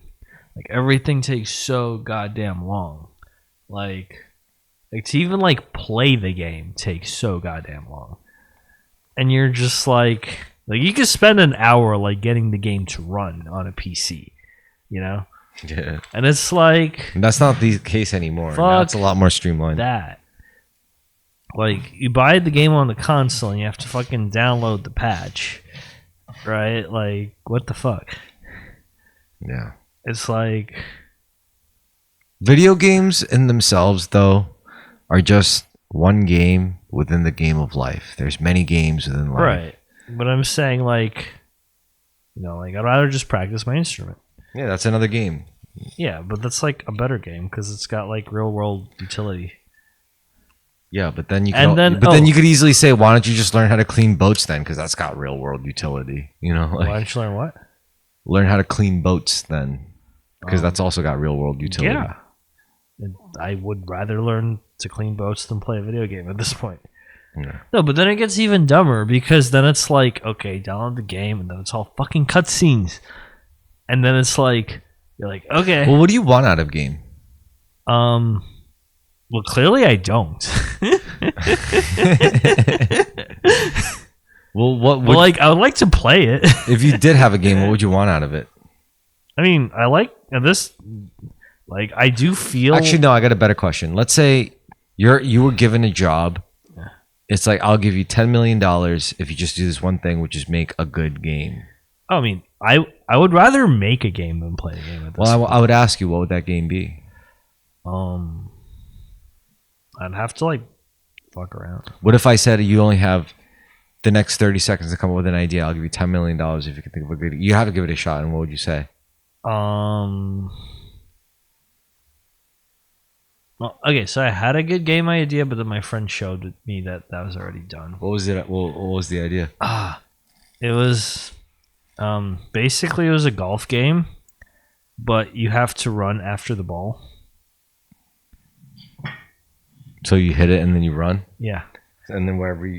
But like, I want this to be a real life sport. I don't just want it to be like. No, it still counts as a game. Yeah. No, but I'm saying this just because apparently. First of all, like, just because they said come up with a game doesn't mean it has to be like some AAA story driven. It could be just a game. Yeah. You know, like. No, but I'm saying like apparently this was a mode in Mario Golf. Like, they already beat me to it. But do you know why? Like I said that, I say that, like how like even a simple game could to me count as a game, because that simple game, you could add layers on top of that, which could eventually turn into a AAA title with its own story-driven narrative and shit. Yeah. Like, well, I mean, I've tried to make games before to some degree. It is really hard, or rather, like, well, I guess game making in like 2024 is like a choose your own hardness thing. well, this is why. Right? Because you could use like an engine, or you could like write an engine. Well, this is why Dungeons and Dragons was such a big deal, right? Because they didn't just create a game; they created a system. Like, they showed you how you could use dice to simulate a random number generator, and they showed you how like you could do multiple rolls to give you bonuses to reflect bonuses. They showed you how you could create narrative behind everything.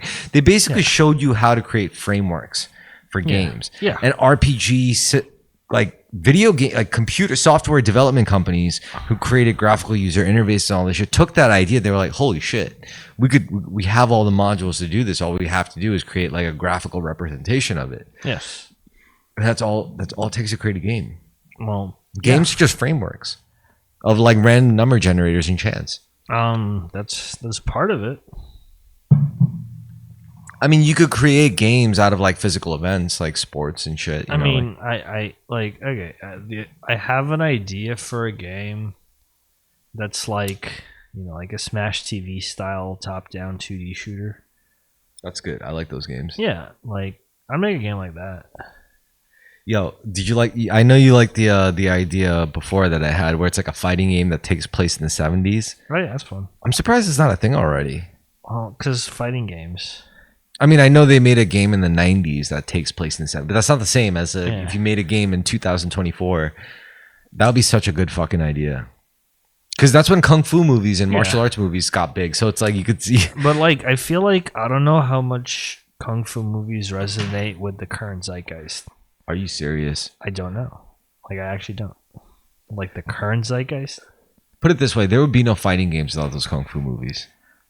No, but I'm saying, like, who's into fighting games? Who's in, like, as far as I know, the number one fighting game right now is, like, Super Smash Bros. I don't know if that's true, but that's what I think. Well, I guess it makes sense because you're not a gamer, but, like, when it comes to, like, competitive gaming, fighting games are, like, up there. Probably higher than racing games. No one cares about racing games right now. I know, sadly. Yeah, I like racing games. Me too. Someone's got to create, like, actually, you know what? You know what I really want to push? What? Drone racing. But you could just do that in real life. No, that's what but it still counts as a video game because when you interface with it, it's not like, you're piloting a drone. You're like, you're in the drone with a joystick. No, you're like using an interface. It's playing a game. Yeah, but I'm saying like you could just do real drone racing. Like you could buy a drone for $300. That is real drone racing, except you're not. You have a cockpit, and it's like that. This cockpit is like your big remote control. Yeah, but like you could just wait. Let me ask you: Have you ever seen these facilities that host like RC races, but like instead of like using a remote control and just staring at it, like you have a screen and you can see it in first person from the. No, dude, I have a drone with like an FPV headset.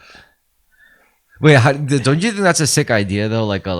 Imagine like a little racing like warehouse, like a circuit where they have like RC cars, but they have like first person like like actual interfaces, like with a steering wheel and like pedals and shit. Don't you think that's fucking sick? That is sick. It's like in between go-kart and video game. That's what I'm saying. It's like it's awesome, and I want to do this. Like we got to try this. No, but like you could just buy a drone and like fucking race it or like fly around with it. It's so you know what this means? This means you could take a drone and you could you could create a whole cockpit. You could create a virtual joystick with a throttle. Don't even need that. You just do like a fucking FPV headset and like you could use your phone. No, phones are too laggy. No, okay. Here's how it works. Drone FPV headsets are actually an analog signal because you need the latency.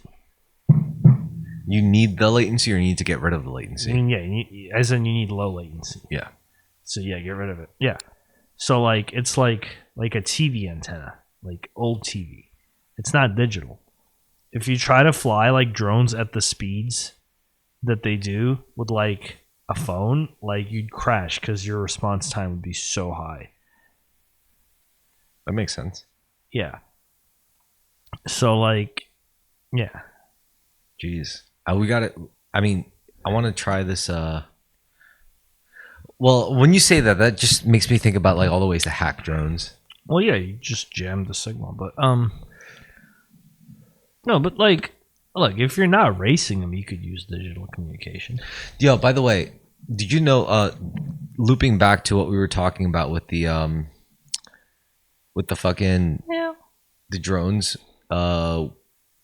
that are flying over New Jersey. Apparently, they are operating on undetectable frequency.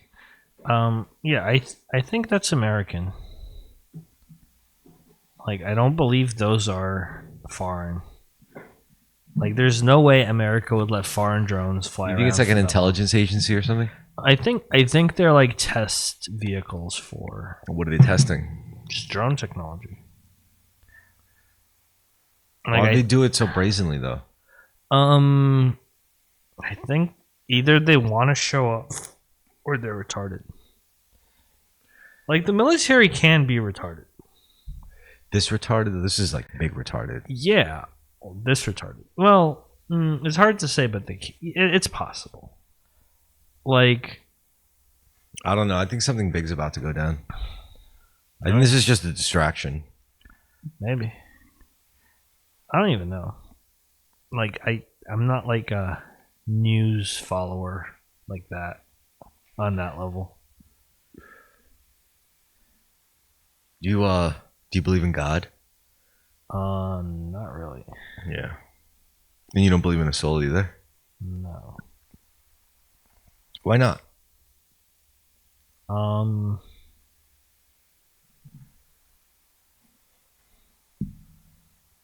Come on.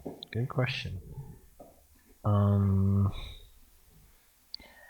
Okay, so I believe that beliefs are not exactly up to you. They're not? Yeah, like you can't choose to believe something. Right? Why not? Because I don't know why not. You just like can't. Yes, you can. How? Actions. Just like you said before, doing. But like believing in a soul would not require you to do anything. Yes, it would. What would it require you to do? What? What would it require you to do? Because what does a soul mean? You have a soul, right? If you Well, hypothetically, theoretically, let's create a virtual box of Dimitri, like Yeah. an alternate Dimitri. Yeah, sure. Let's My say this Dimitri consciousness is suddenly embodied changed his mind and believed in a soul. in a metaphysical concept. Okay, yeah. And if that Dimitri believed in a soul, that would change the way he acts, right? And then change what he does, right? Yeah. Yeah. So that automatically, like, But I'm saying, like, in that sense, the belief precedes the action, right? no, I think they're directly tied. Yeah. Well, she wants to have fun. Yeah, no, I think they're directly tied. The action and the No, the but I'm belief. saying, like, you don't just be like, oh, I'm gonna act like I have a soul, and then believe in souls. I think it's like, let's say, like, I'm just gonna, it's like, even no matter what context you do it under, like, I'm just gonna act like I believe in a soul, and you act that way, you're gonna end up believing in a soul. It's possible. I think you will. You got to experiment. If that's the only way to prove it. But like, you'd have to also understand what believe in a soul means in order to believe in a soul. Well, to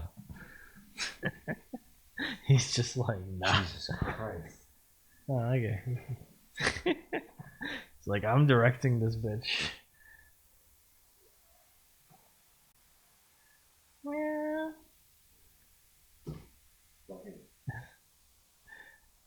Good job, Bochi. This camera could use a change in phone. All right, all I'm saying is that, yeah, belief in a soul will directly affect your actions. Yeah, but I'm saying, And your actions will directly affect but your belief like- in a soul. no, I don't believe people could choose what to believe in. I think they have to be like convinced. And like convincing could occur through either like behavioral modification or logic.